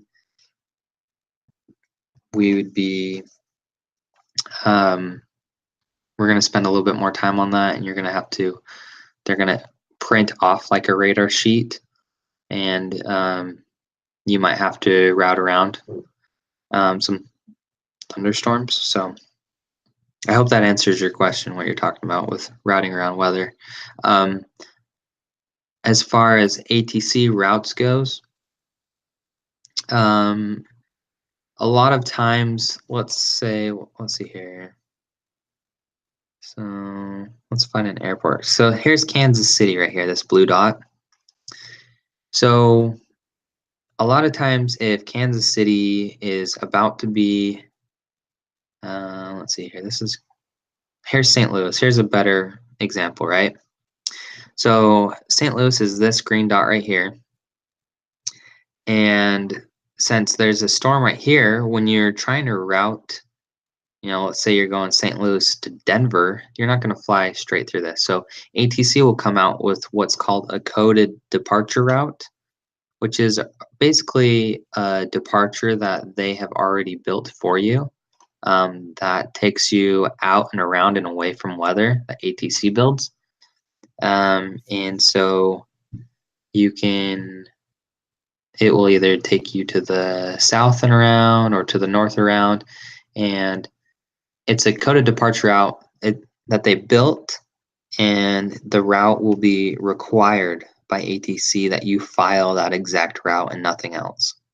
So that's when you get routes from ATC.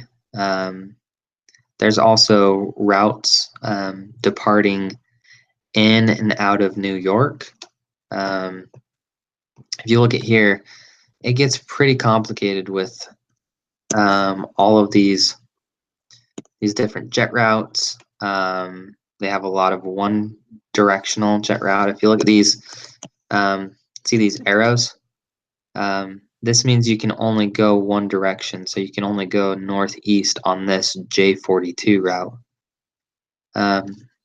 Anyway, so they have tons of traffic going in and out of New York airspace. So ATC will give you specific routes in and out of there, just because it's such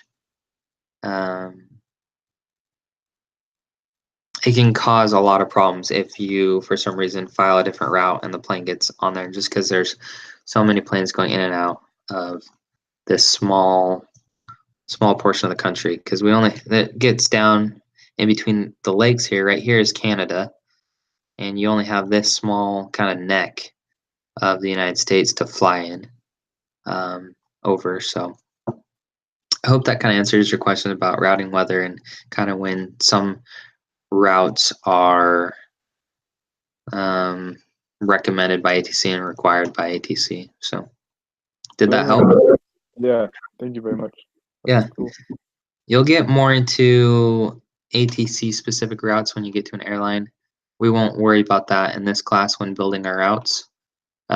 Everything will be kind of like what we were doing earlier. We'll give you a flight plan, and it will say, all right, we want you to go from Seattle to Denver or Salt Lake to Los Angeles. And we'll give you the weather, what that is, and you'll determine if that's legal to go or not by looking at the weather.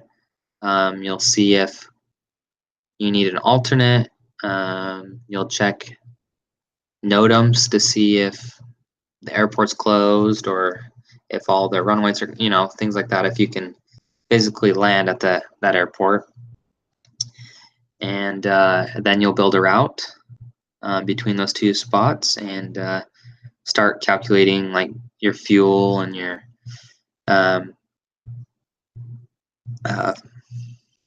flight levels and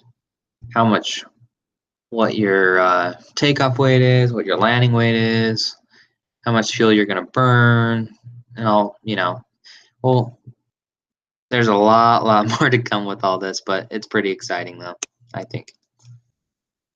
Any other questions about this kind of route building process?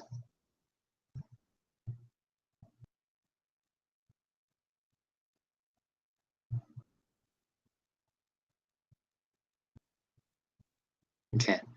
So let's do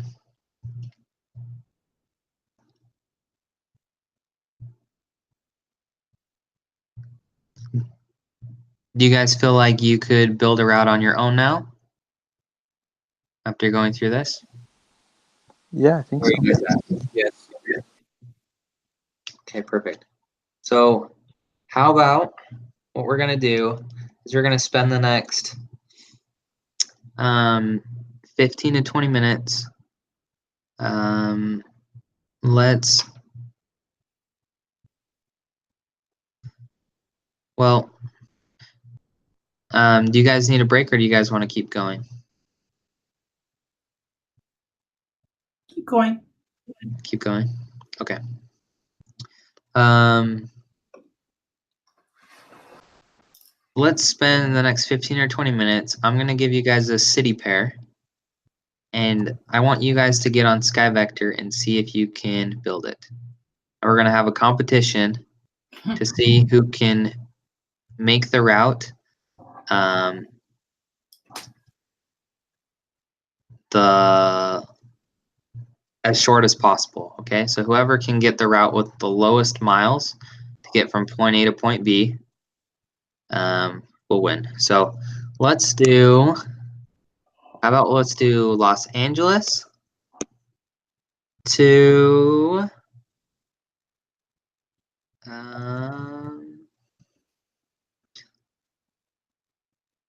trying to think here.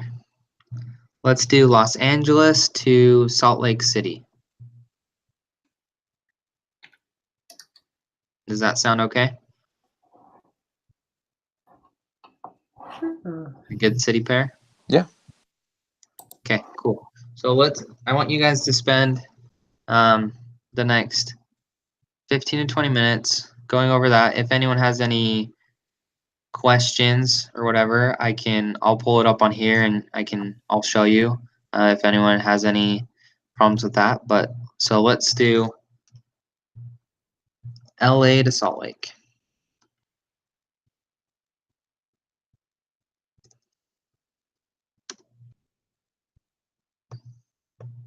So not too long of a route. And again, feel free to ask any questions while you're doing this, and I can help walk you through it if you'd like.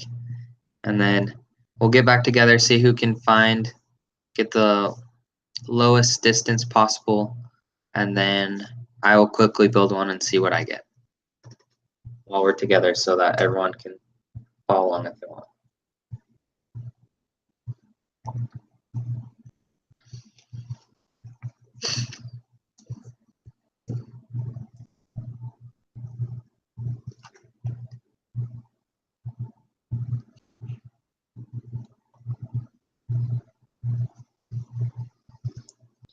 And we'll come back together in about, like I said, 15 minutes. So if I don't hear anything, we'll bring you back together at 40 minutes after the hour. We'll come together and see what everyone got.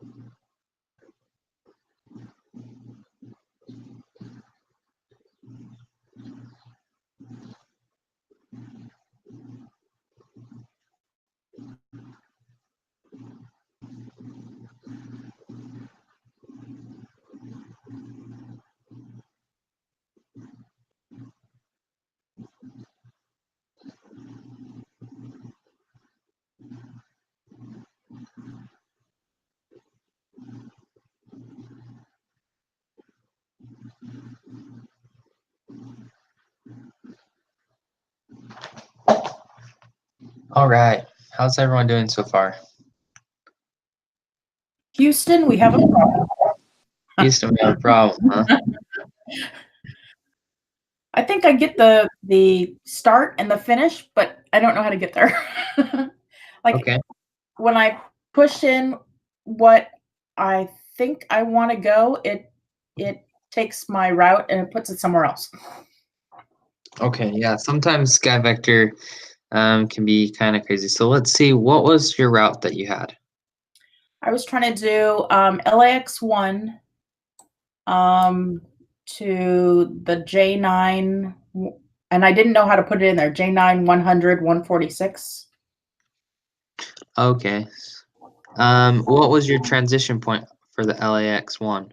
Pomona. What's that identifier? POM? Yeah. Okay. So there's that. So it puts you there at Pomona. Okay. So this one's a hard one because so let's see here. Yeah, it got kind of crazy in the middle, but then I was trying to do the Bear 5 from Fairfield going inbound. And Okay. So let's take a look at the LAX1. well, maybe the J60 would have worked. I don't know how to write do you write the whole thing like J9-100? No, you just put J9 and it'll go. Oh. Yeah, you just put one of those so that sometimes there's 2 or 3 jet routes on the same kind of jet route. Mhm. If that makes sense. There's a couple that use that same one. So you just kind of pick one and figure out which one would be best. So I assume it's off somewhere down the road, right? yeah, so Is this why I had Pomona right here, it doesn't look like this one isn't on this Yeah. departure. This is just for reference, a reference point for this Yeah. intersection. That's So what it kept wanting to take me to thermal, but I understood that at the very last moment, and I'm like, oh, that's not right. Right. Okay, so what other departures did you guys use going out of LA? I used Sebi 3. The Sevi 3? Okay. Yeah, I use that too, and then like that's literally as far as I got because I do not remember how to do anything in the middle. Okay, so let's go over this. Let's do the Sevi 3. So what was that? SEVY 3? SEB is in Bravo, B Bravo, Y 3. Oh, Sebi. Okay. Yeah, 3. sorry. Okay. Okay, what was the transition point that you used? Daggett, so DAG. Daggett. Okay, cool. So that puts us right here, right? Yeah. Cool. So then what was the arrival that you guys were trying to use going to Salt Lake? So I heard Nicole said you're trying to use the Bear what? Bear 5. Bear 5. Was that anyone else trying to use that, or were you guys using something else? I used Jammin 5. The Jammin 5? Yeah. Okay. So let's try the Bear 5 first, and then we'll try the Jammin 5. So let's see here. Looking at the Bear 5 real fast. What point did you use on the Bear 5? Oh, okay. So looking here at this Bear 5. So That's not right either, is it? no. So this one really isn't going. This is like coming from the north. See these arrows? So this is Burley, Idaho right here. This is Pocatello, Idaho. And these are going in from the northeast. So the airport, it's really hard to see on this one, but see this little mark right here? Mm-hmm. This is the symbol for the airport. Oh, gotcha. So this is the Wasatch VOR. So this one's kind of a tricky one because it's not as nice as the other Jeppesen charts. So let's look at this same one in the Jeppesen charts.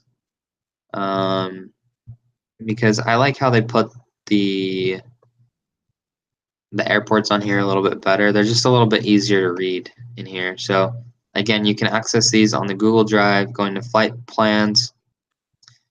And then up at the top, there's a little folder that says Jeppesen.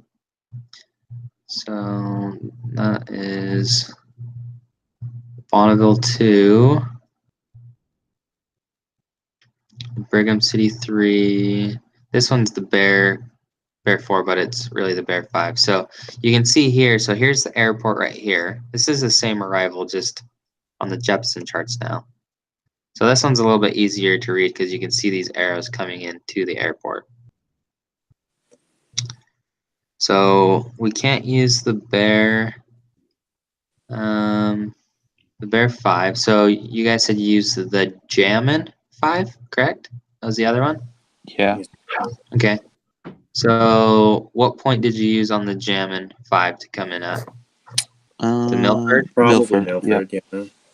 Okay, so let's go to SkyVector, plug it in. So we have MLF, and then the Jammin 5 is JAMN 5, right? There's two M's. Yeah. M is in. JAMM? Yeah. And then N is in November. Okay. There we go. So there is our route right there. Cool. So we have our departure, which works. We have our arrival that works. So now all we have to do is connect the dots, right? So I always start working from the departure to the destination. It seems a little bit easier. So let's zoom in here to the Daggett VOR, which is our transition point to our en route phase of flight. So now, right here, this is where, Nicole, you're saying you're having some troubles, right? Because there's 3 numbers right here. Yeah. Right. Yeah. So right here, so this is saying that this route is called the J9. It's also known as the J100 and the J146. If you follow this line, eventually all those jet routes split up into their different ways. So we go through here, we get to, this is the Las Vegas VOR that jet route goes through. And then all of a sudden, it's no longer J146 is on here. J146 kind of splits off and goes this direction right here, if you can kind of see that. It's kind of confusing. There's a lot of routes in here. And then J9 and J100 continue to go up this way, right? So we want to try to follow this purplish pink line as best as we can. So let's stay on the J9, J100 route. So we keep following it. Then we get to this intersection right here, right? And we can either choose to go, so the J100 route splits off and goes this way. The J109 goes this way, but now it also joins in with J107. So again, we're trying to follow this purple line. So let's keep following this J9. Keep following it. And look, it takes us all the way to Milford, right? So because we stay on J9 the entire time, we can just put in right in between here, in between the Daggett and Milford, we just type in J9 and hit enter, and there's a route. And it automatically plans us on each one of these points that are along that route, because you only need, when on the jet route, when you get on a jet route, you only have to put on the point where you first get on the jet route and the point you first get off the jet route, right?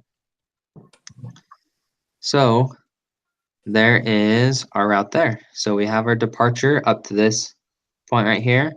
We take A9 all the way till the Milford VOR, which is right here. And then we start our arrival into Salt Lake City. So how many people got that far? Well, That's exactly what I would have done, but I didn't know how to type all of. I didn't know it was literally that simple. The plugging into the box. Uh-huh. If that Yep, makes you sense. just so you just Like I plug had it all in. the pieces, I just didn't know how to put them together. Okay. Well, that's a good place to be. How did everyone else do? Is there any questions on this? I used a different takeoff. A different departure? Yeah, different departure. Okay.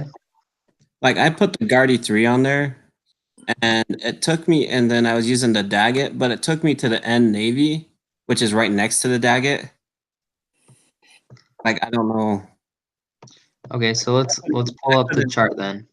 because I put in the Daggett, like the DAG, and it just automatically put in the N Navy, like in the blue. Oh, okay. So which one did you do again? Sorry. Guardy 3. Oh, the Guardy 3? Yeah. Okay, the reason why I see how it says RNAV right next to it, we can't use that because it's an RNAV. So that N Navy uses an RNAV waypoint. That's what these blue star looking things are. Right. These are RNAV waypoints or GPS waypoints.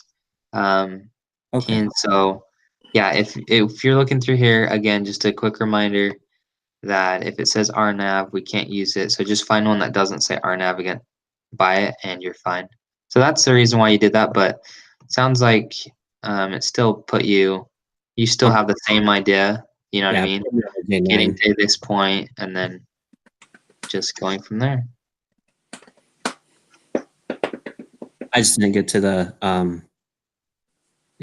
star, the landing. I got most of it outside of the landing part. So Okay. So Jaden, Yeah. we just only put in J9 because it took us the whole way. If you had to use multiple ones, would you literally just keep typing them in sequence in that box like you did, plugging them in where it's appropriate? Yeah, so let's change this and let's say we're going to Denver, okay? Let's just quickly change this. Because we're gonna have it'll be a little bit longer. We're gonna have to use a different jet route. So right here, see, look, that takes us over here. Actually, we might. Okay, let's try this. Let me find a quick arrival. So looking at Denver, let's see here. We need to come in from the southwest. Let's try the Pikes one. It kind of comes in mainly from the south. Let's pull up the Jepson charts. They're a little bit easier to see. So just so that we have a quick example of what this would be like.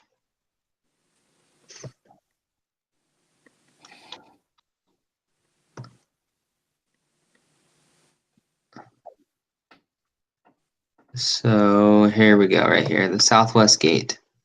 So we can use Rattlesnake or Blue Mesa. We'll probably use this Blue Mesa, and we'll use the Powder 8. Does everyone see why I choose this one? It's coming in from the southwest, going into Denver, and Grand Junction I know is kind of like in the middle of Colorado, and we're want a little bit farther southern point. So I'm going to try the Blue Mesa on the Powder 8 right here. So let's do, I already forgot what I was going to type. HBU. Yeah, HBU. And then Powder 8. Okay. Without the E, yeah. So I'm going to delete these points in between. So HBU and POW R8.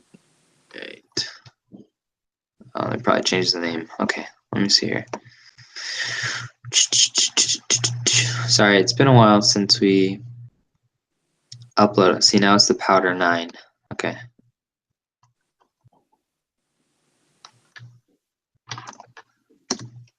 Okay, there we go. So now I can see this. So we have our Daggett VOR. And we have our arrival. So we're going to do the exact same thing again. We're just going to find a jet route that takes us all the way there. And if we need to, then we'll transition. So we're already on this jet route right here, and this is our only jet route you can see that leads out in this direction. So we know we're gonna have to take this one. So we're just gonna follow it. And so it looks like to the Las Vegas, and then this purple line starts heading that direction. So let's transition to J146, okay? So we're gonna put in Daggett. We're gonna take the J9. So you type in J9, and then you have to put in the point where you're transitioning on, or where you're getting off J9 to get on the other J route. So you put in LAS for Las Vegas. So LAS, hit enter. So now it planned us right here on J9 And now to that Las looks Vegas. pretty good. Yep. So then you follow this. Look, J146. Just follow it. So now it kind of forks right here. Goes to J197 and J146. So we want to still stay on 146 because that looks like it's going to take us right where we want. It takes us right there. So then all you'd have to put here It's just 146. after Las Vegas is Does it matter on which side of the arrow? 46. No, it doesn't matter what side of the arrow in that box you put in. So you just hit enter and that plans it. So that's how if you're switching to a different jet route, that's how you do it. You put that VOR where you're making that change at. So we made that change right here at the Las Vegas VOR. And then you put in the new jet route until, again, where you get off that jet route, which is the... Oh, yeah. So you can type it in there. Also, another cool thing, too, that you can do is you can click and drag your points. So I'm trying to find a good example. So let's say for some reason you wanted to, instead of going to Daggett, you wanted to go here to Hector. So you could grab this and pull it and put it right on Hector. See, then it will come up with this little menu and you can choose the Harvard. We don't want that. You always want to check this little symbol. That's the VOR and hit plan, and it plans it on that point. And then let's say you want it on J60, or you want it now on this VOR right here, which is the Boulder City. You can just click and drag it. Click and drag it and hit plan like that. And then it takes some getting used to, but for some reason it still wants to plan Las Vegas. So you could just take that out, hit enter. So now it's gonna see, now it took us on a whole different route. See, it took us all the way down here. I don't know what it's doing now. So that's another way. I would, if you can, I'd stick to typing it, because then this doesn't happen and takes you all the way down to Mexico. Or close to Mexico anyway. But in the free. I don't know why it took us all the way down to Houston. Because you had a private first class player paying to go down there. They spent all their money to get that flight to go there. Yeah. So I mean, so you can click and drag to different points if that makes it easier for you. But then it will like plan it differently. So I just like to find the points on the map and then type it in. You know what I mean? That works out better for me. Yeah, but just kind of find out what works better for you. I have another question for you as well. Yeah. How often do you use the intersection names and stuff like that? Do you ever use the intersection to jump from one jet route to the next? So in what we're doing, we're not going to ever use. You're going to have to transition out of VOR. Okay. So we're always going to transition out of VOR. We're not going to ever be able to transition at an intersection. So we're only going to make transitions at VORs. Sounds good. The reason why is because those intersections they don't give you navigation, if that makes sense. They're not sent out of frequency. Those intersections are just like, it's like the Las Vegas right here, this point, this intersection, it's a Suvi intersection, and it's on the 31-degree radial from the Las Vegas VOR 24 miles, and that's the only way you know where that point is, you know. So we have to use ground-based navigation because we go from VOR to VOR, right? And that's how it has to be, because you have to be able to stay on the jet route, and once you stay on that jet route, you want to go to another VOR, if that makes sense. So there's VOR to VOR, and then jet routes in between, or again, you can go hit the world low. If you don't find a jet route in between that you like, then you can use these Victor routes. See, like this one, for some reason, it planted on Victor 21 right here. So let's say, so this is the original departure, right? It was a Sebi 3. What was that, Daggett? Let's go Sebi 3, Daggett. So you could do the Sebi 3, and then if there wasn't a jet route, you could hop on this Victor route, V587. So that's kind of how that works. Is there any other questions on this?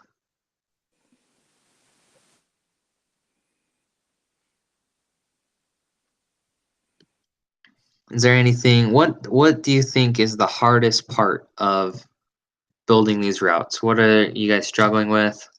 What is not making sense?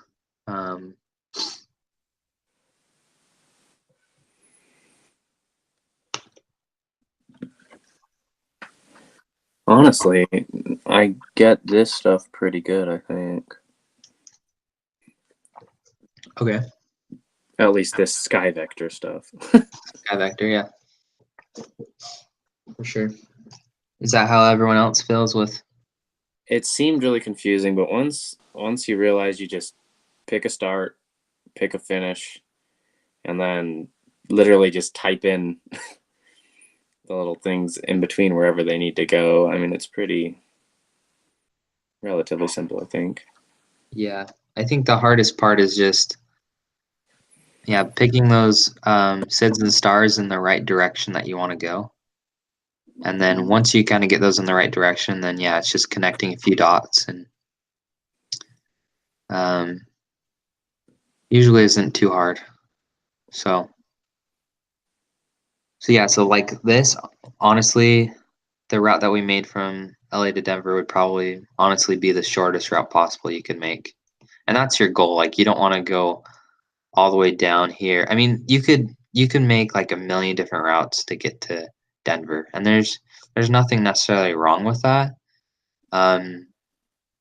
But you want to stay as close to the shortest route as possible. It saves fuel, it saves time. Not only for you, but everyone that has to be on board the flight. So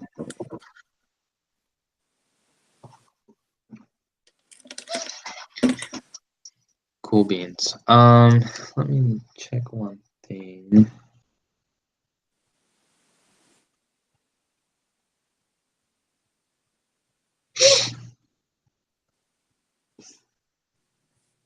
Do you guys want to try to build another one on your own to see how you do? And you guys can feel free in that time we have silence or whatever, you can feel free to interrupt and say, hey, I'm having a problem with this, and I can walk you through it while everyone else is doing their own, or however you want to do it.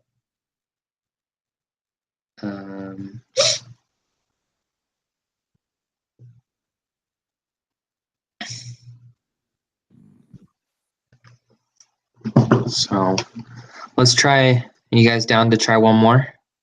Sure. Yeah. Okay. Someone just give us a city pair that isn't too long. Let's try to stay on the West Coast best we can. And not too terribly long, but Reno to Phoenix. Reno. So let's do, we can end at Phoenix. Let's try to pick a little bit bigger airport, just because the bigger airports some of the smaller airports don't have SIDS and stars. Okay. We do Uh, Seattle to Phoenix. Sorry, what? Seattle to Phoenix. Yeah, you could do Seattle to Phoenix if you want. How about that might be a little Alright. long for let's try San Fran to Phoenix. How about that? I don't think you'd have enough time to do a Seattle to Phoenix right now. So let's do it just a little bit shorter. San Fran to Phoenix, and what was I trying to say? So for example, let me just go over this. So some of the smaller airports, like for example, like St. George, like if we're doing LA to St. George.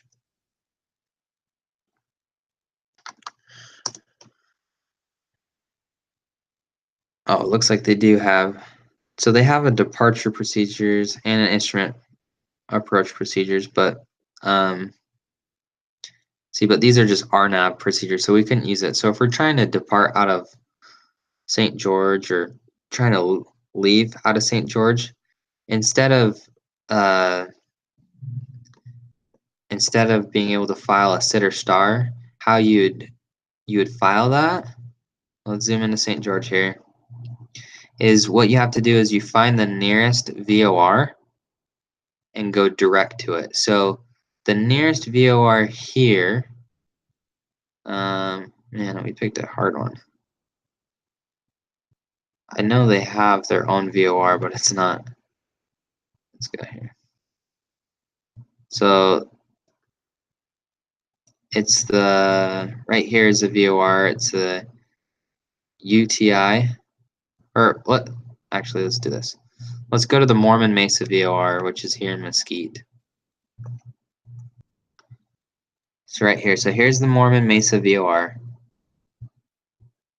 So basically you do, if you're departing out of St. George, you put KSGU and you put direct DCT to the MMM, which is the Mormon Mesa VOR. Oh, I did not want to do that. Actually, we'll have to do this backwards since I already put that we're going into St. George. So you put MMM and then going direct to St. George. And that's how you'd file it to an airport that doesn't have a SID or star. You find the closest VOR and you go from the airport direct to it, or from that VOR direct to the airport. Does that make sense? And then from this VOR, you just hop on a jet route and you just go whichever direction you want to get to the airport you want to go. So, all right, so we have a few minutes. Let's try doing the San Fran to Phoenix, and feel free to ask any questions that you have while other people are doing it. We can talk about it. So there we go. So there's where we want to go. And we'll come back we'll come back all together at 9:25, kind of wrap up final thoughts of this, kind of go over it. And you guys just let me know if you have any questions in between, okay? Sound good?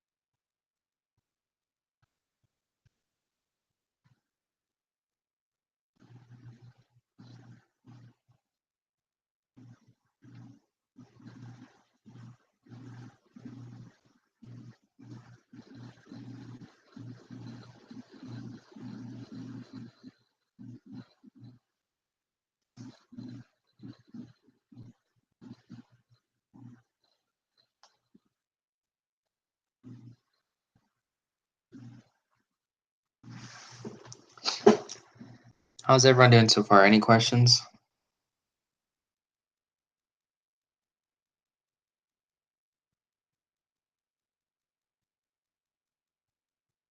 So far, so good? So far, so good. Okay, perfect.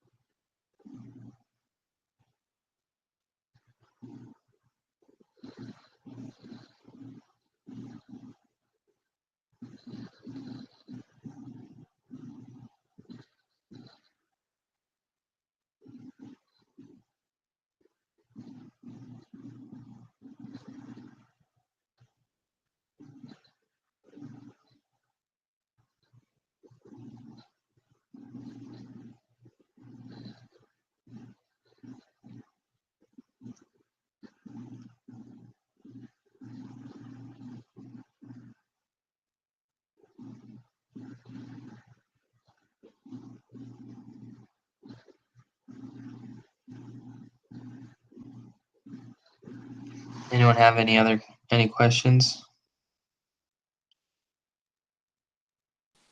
Nope.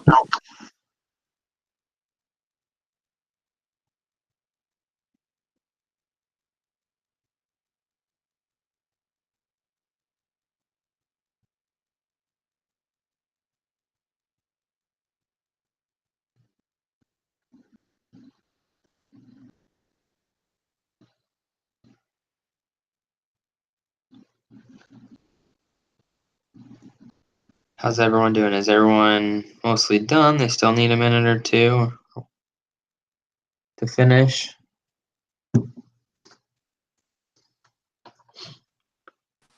I think I'm done. I think my main thing is getting the land, like the star down. Getting the Yeah. land, what side to come from. Oh, we need to go over the star. No, For I don't Phoenix? have it over. I just like my thing is like I can plan it all the way up to the landing point, like figuring out which landing to use. Okay. So you're picking your departure and arrival first before connecting your dots, right? No, because that's my problem. I think because Yeah. Yeah, you have to pick your arrival and your departure first, and then you connect those dots in between, or else you're gonna have a hard time. I don't know if I'm having issues finding any of the. I think most of the arrivals I'm trying to use have been renamed, and I can't find them. Okay, are you using the Jeppesen charts or the ones here on SkyVector? The one here in both, and they say the same thing. That's what I'm confused about. But when you type it in, it won't populate, and it just throws your cursor back to the beginning. If that makes sense. Okay, which one are you trying to use? Well, there's two that are basically identical. I was originally just going to do the first one, the Arlen 4. Okay.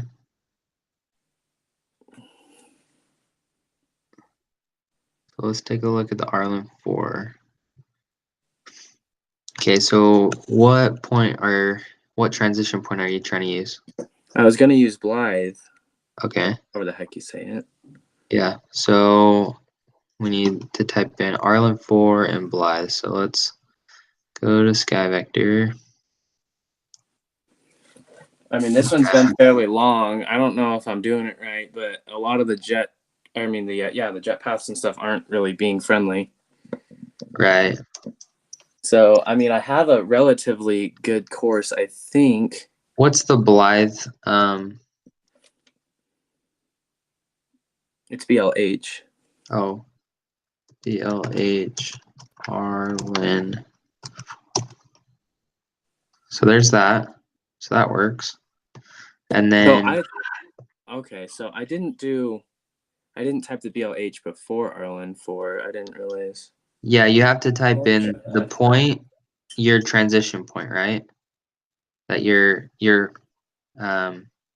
trying to start on that arrival, right? So whatever your departure or your arrival is, so here on the Arlen 4, you have to type in BLH for Blythe, where you start, and then you type in Arlen 4, and that's basically typing out this all the way into here into the Phoenix airport. Does that make sense?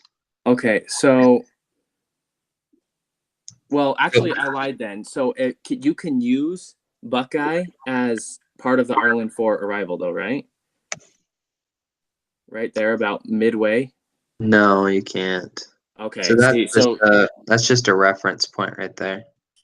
God, this airport's annoying. All right, so that'll work. It did it right. I just have to redo some stuff now. Yeah. So what was your departure that you used?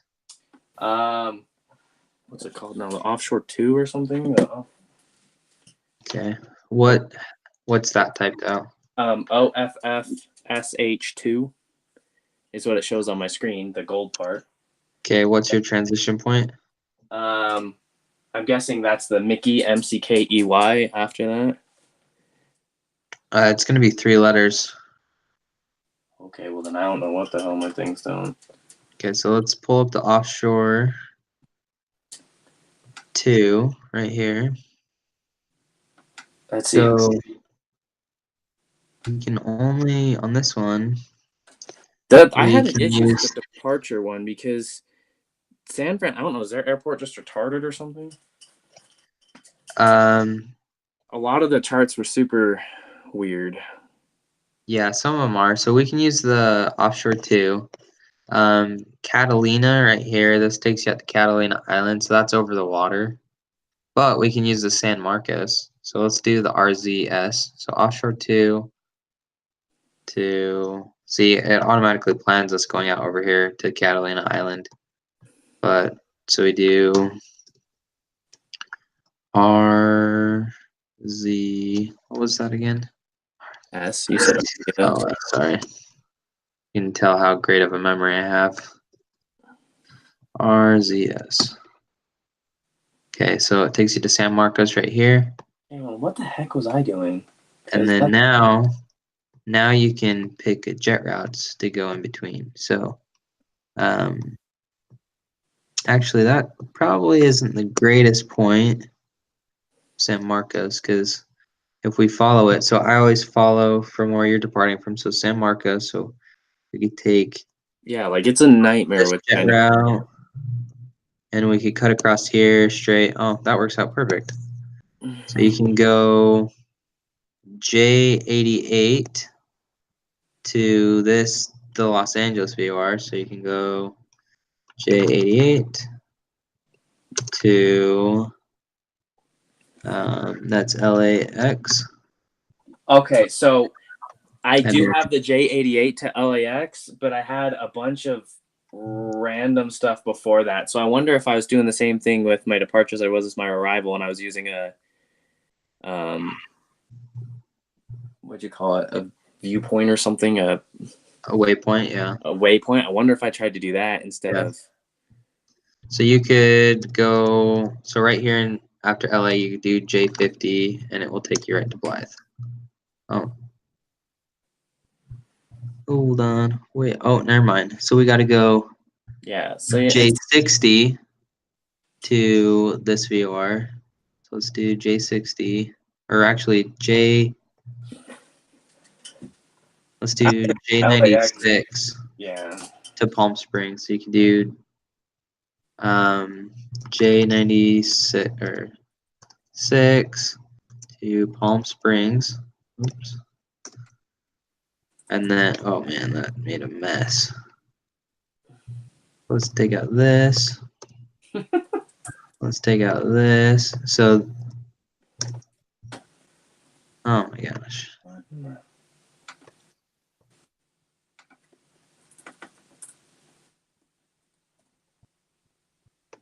So LAX to J96. It should take you to the Palms. I don't know why there's this point in between. It must not be on. So we do. Oh, let's try J74. So you have to just kind of play around with it a little bit and look at, see what routes work, what routes don't. Yeah, see, it keeps wanting to put this point in here, but anyway, that's kind of. We picked two mean airports. That's what I think. Unless somebody else found some little. Yeah, does anyone else have a better route that works? Because these jet paths don't line up very well. Yeah, I did. Of course you did. I did Just to kidding. offshore too, to RZC, and then J88 to LAX, Okay. and then J60 Okay. to PDZ, Okay. and then J50 to BLH. So he just skipped a step that you did. Apparently, you had all the same stuff. He just did it shorter. Yeah, well, his point works, and our other ones weren't. They're just giving us weird points. So yeah, so that worked. That was basically the same route, but just that one works without having a bunch of other random points showing up in between for some reason. So perfect. That works. Ugh. Nice job. That was a hard one because you had to transition twice onto different jet routes within this short period of leaving LA. So nice job. Except for the only problem well, I guess that's fine. Kind of takes you out over the water there, but what can you do? All right. Does anyone have any questions about any of this while it's still fresh on our minds before you go party the weekend away? Party the weekend away. Huh. Lol. I have to work every day this weekend. Well, except for actually, I only have to work tomorrow. Sweet. Okay, let's see here.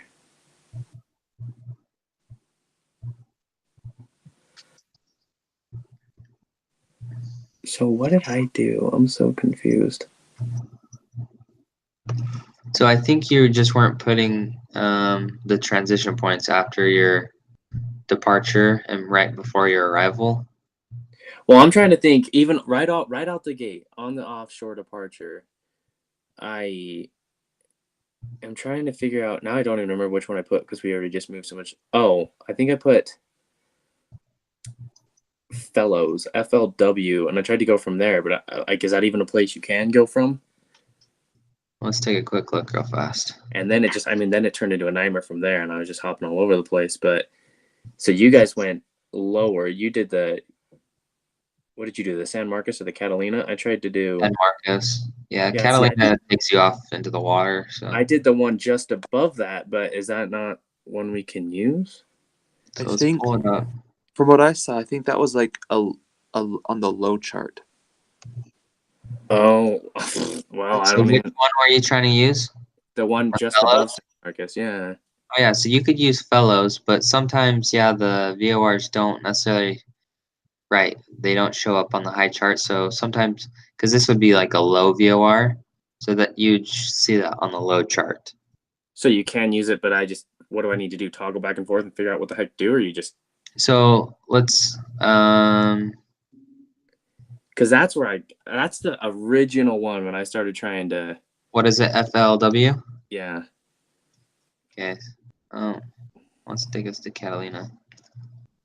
FLW. What? Is it FLW? It's not working.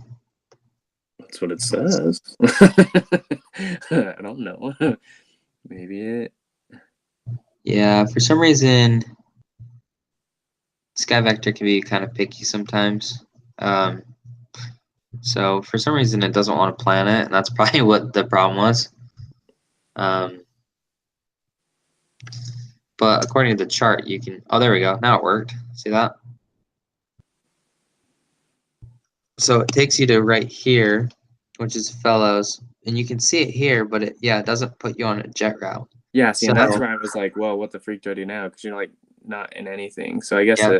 that's So what San toggle to the Marcos- world low, and see now there's a Victor route. So you can take this, and you can use this Victor route to transition into like a jet route, if that makes sense. So this will take you down to point Muga right here, and then if you hit the world high chart, it doesn't put you anywhere. So you have to so it's really hard to transition back from a Victor route to a jet route.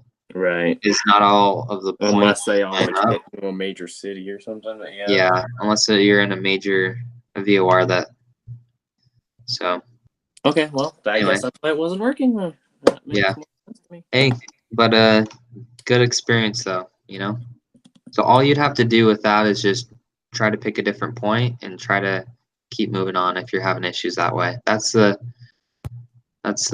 number one piece of advice I'd give. If it's not working on the point that you're trying to do, try a different departure, try a different arrival, try a different point on that, and just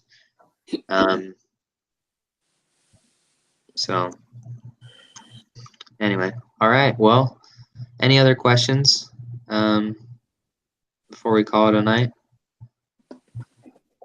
Did anyone else? What other struggles were you guys having with these routes? I just followed along with what you were saying for everybody else's, and mine. My route turned around because everybody else's. I didn't say that right. but my routes were all crazy across the board, but as you were explaining it to others, it made a lot more sense. Okay, awesome. Yeah. If you guys My brain is so get a second, yeah.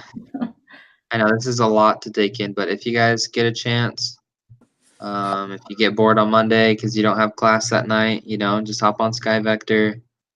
Just don't do too long. This one's kind of like a medium route. Lengthwise, just pick a city pair. Just try to stay to the bigger airports. I think you'll have an easier time using sits and stars out of the bigger airports like San Fran, Salt Lake, Denver, and just stay on the West Coast because the jet routes get really crazy around New York and that way. So just stay on the West Coast, pick some big hub airports, and just practice going in between. We'll go a little bit more over this, but this will, if you aren't completely getting this, don't stress too much. We're going to go over this a ton when we're doing the in-class portion of the class. So we can sit down, help you individually with whatever isn't working with this. But yeah, just when you get a second, play around with SkyVector. Just try different routes and just see how it goes. So cool beans. Any other last questions before we call it a night? Sorry I kept you guys a little bit longer than we normally do. No? Okay. Well, you guys have a great weekend. Have a great Memorial Day, and we'll see you sometime next week. Awesome. Thank you. All right. Okay, guys. Just relax. It'll all be good. They'll all come together, I guess.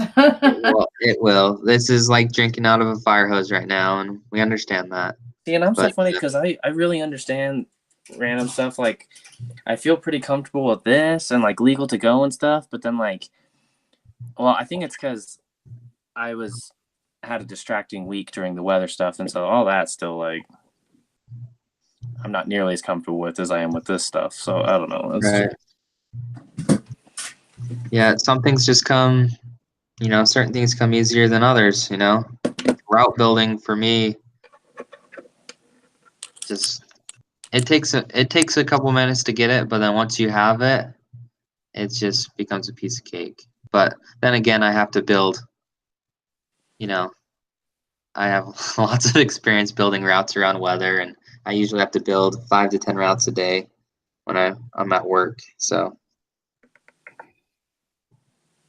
I got lots of practice, but you guys will get there, get lots of practice, and it will all click. So no worries that way. I'm just learning IFR flying, but we haven't gotten to any of the navigation part yet. So it's all new. Yeah. And I feel like I'm asking silly questions, and I'm like, oh my gosh. No. I know it will all come together at some point, like you say, but oh goodness. It's still coming together for me. Let's be honest. So there's do still you, so when much. you're flying out of let's say Salt Lake, for example, let's say you're routing a flight out of Salt Lake, after the time that you've already been doing this, I bet which way goes, which routes go which way. You just kind of learn which routes go which way. Right. Yeah, which routes go which way. Yeah.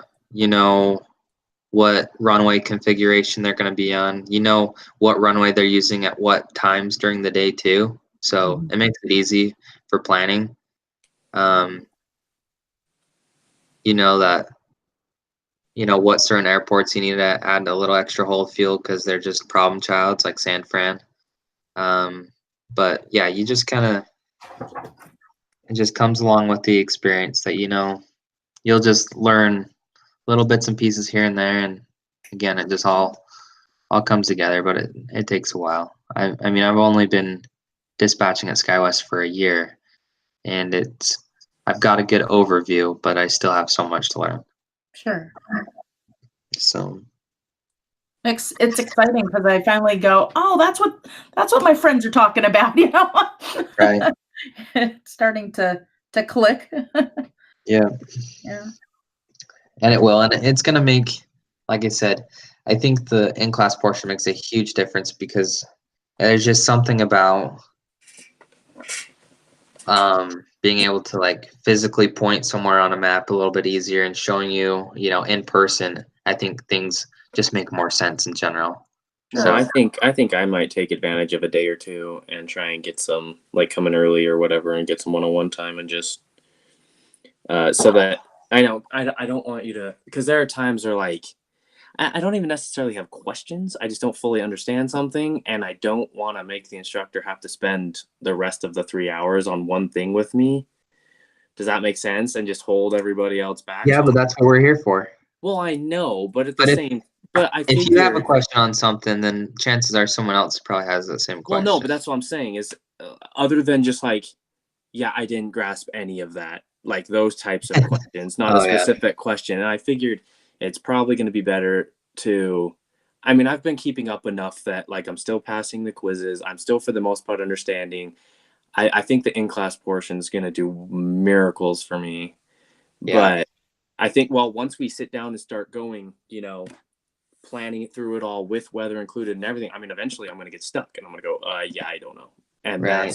that's what's going to tell me,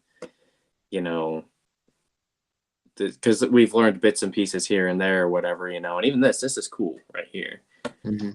which is probably why, I don't know, how you're interested in some things. And so they come a lot easier than when you're not. Like this to me is, Right. I don't know if fun's the right word, but it's way more fun than staring at a chart of weather to me. I'll tell you that. Right. Yeah, absolutely. Right. I agree. And so we'll see. Yeah. Yeah. Feel free to come in early on any. We're going to be there early for the entire 2 weeks. You know what I mean? So. So is it literally like at the airport? Right next to it. But yeah, it's at the airport. Okay. It's not like it's not at the terminal, where you. Well, right. But yeah, it's right next to it. The ATC tower? What? Oh. They actually used to do the practical tests. There's a conference room above the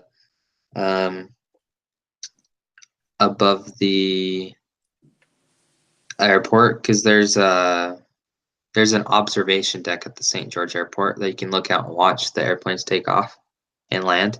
And right next to that, there's a conference room. And so we used to use that for the practical tests, but now we got a place just kind of up the street a little bit. So. Okay. Cool beans. Yep. Should be good. Well, all right, guys. Well, you guys have a great weekend. You too, man. And just take it easy. And we'll see you next week. Okie dokie. Great. Thank you. All right. Okay. Yeah. Thank you. Good night.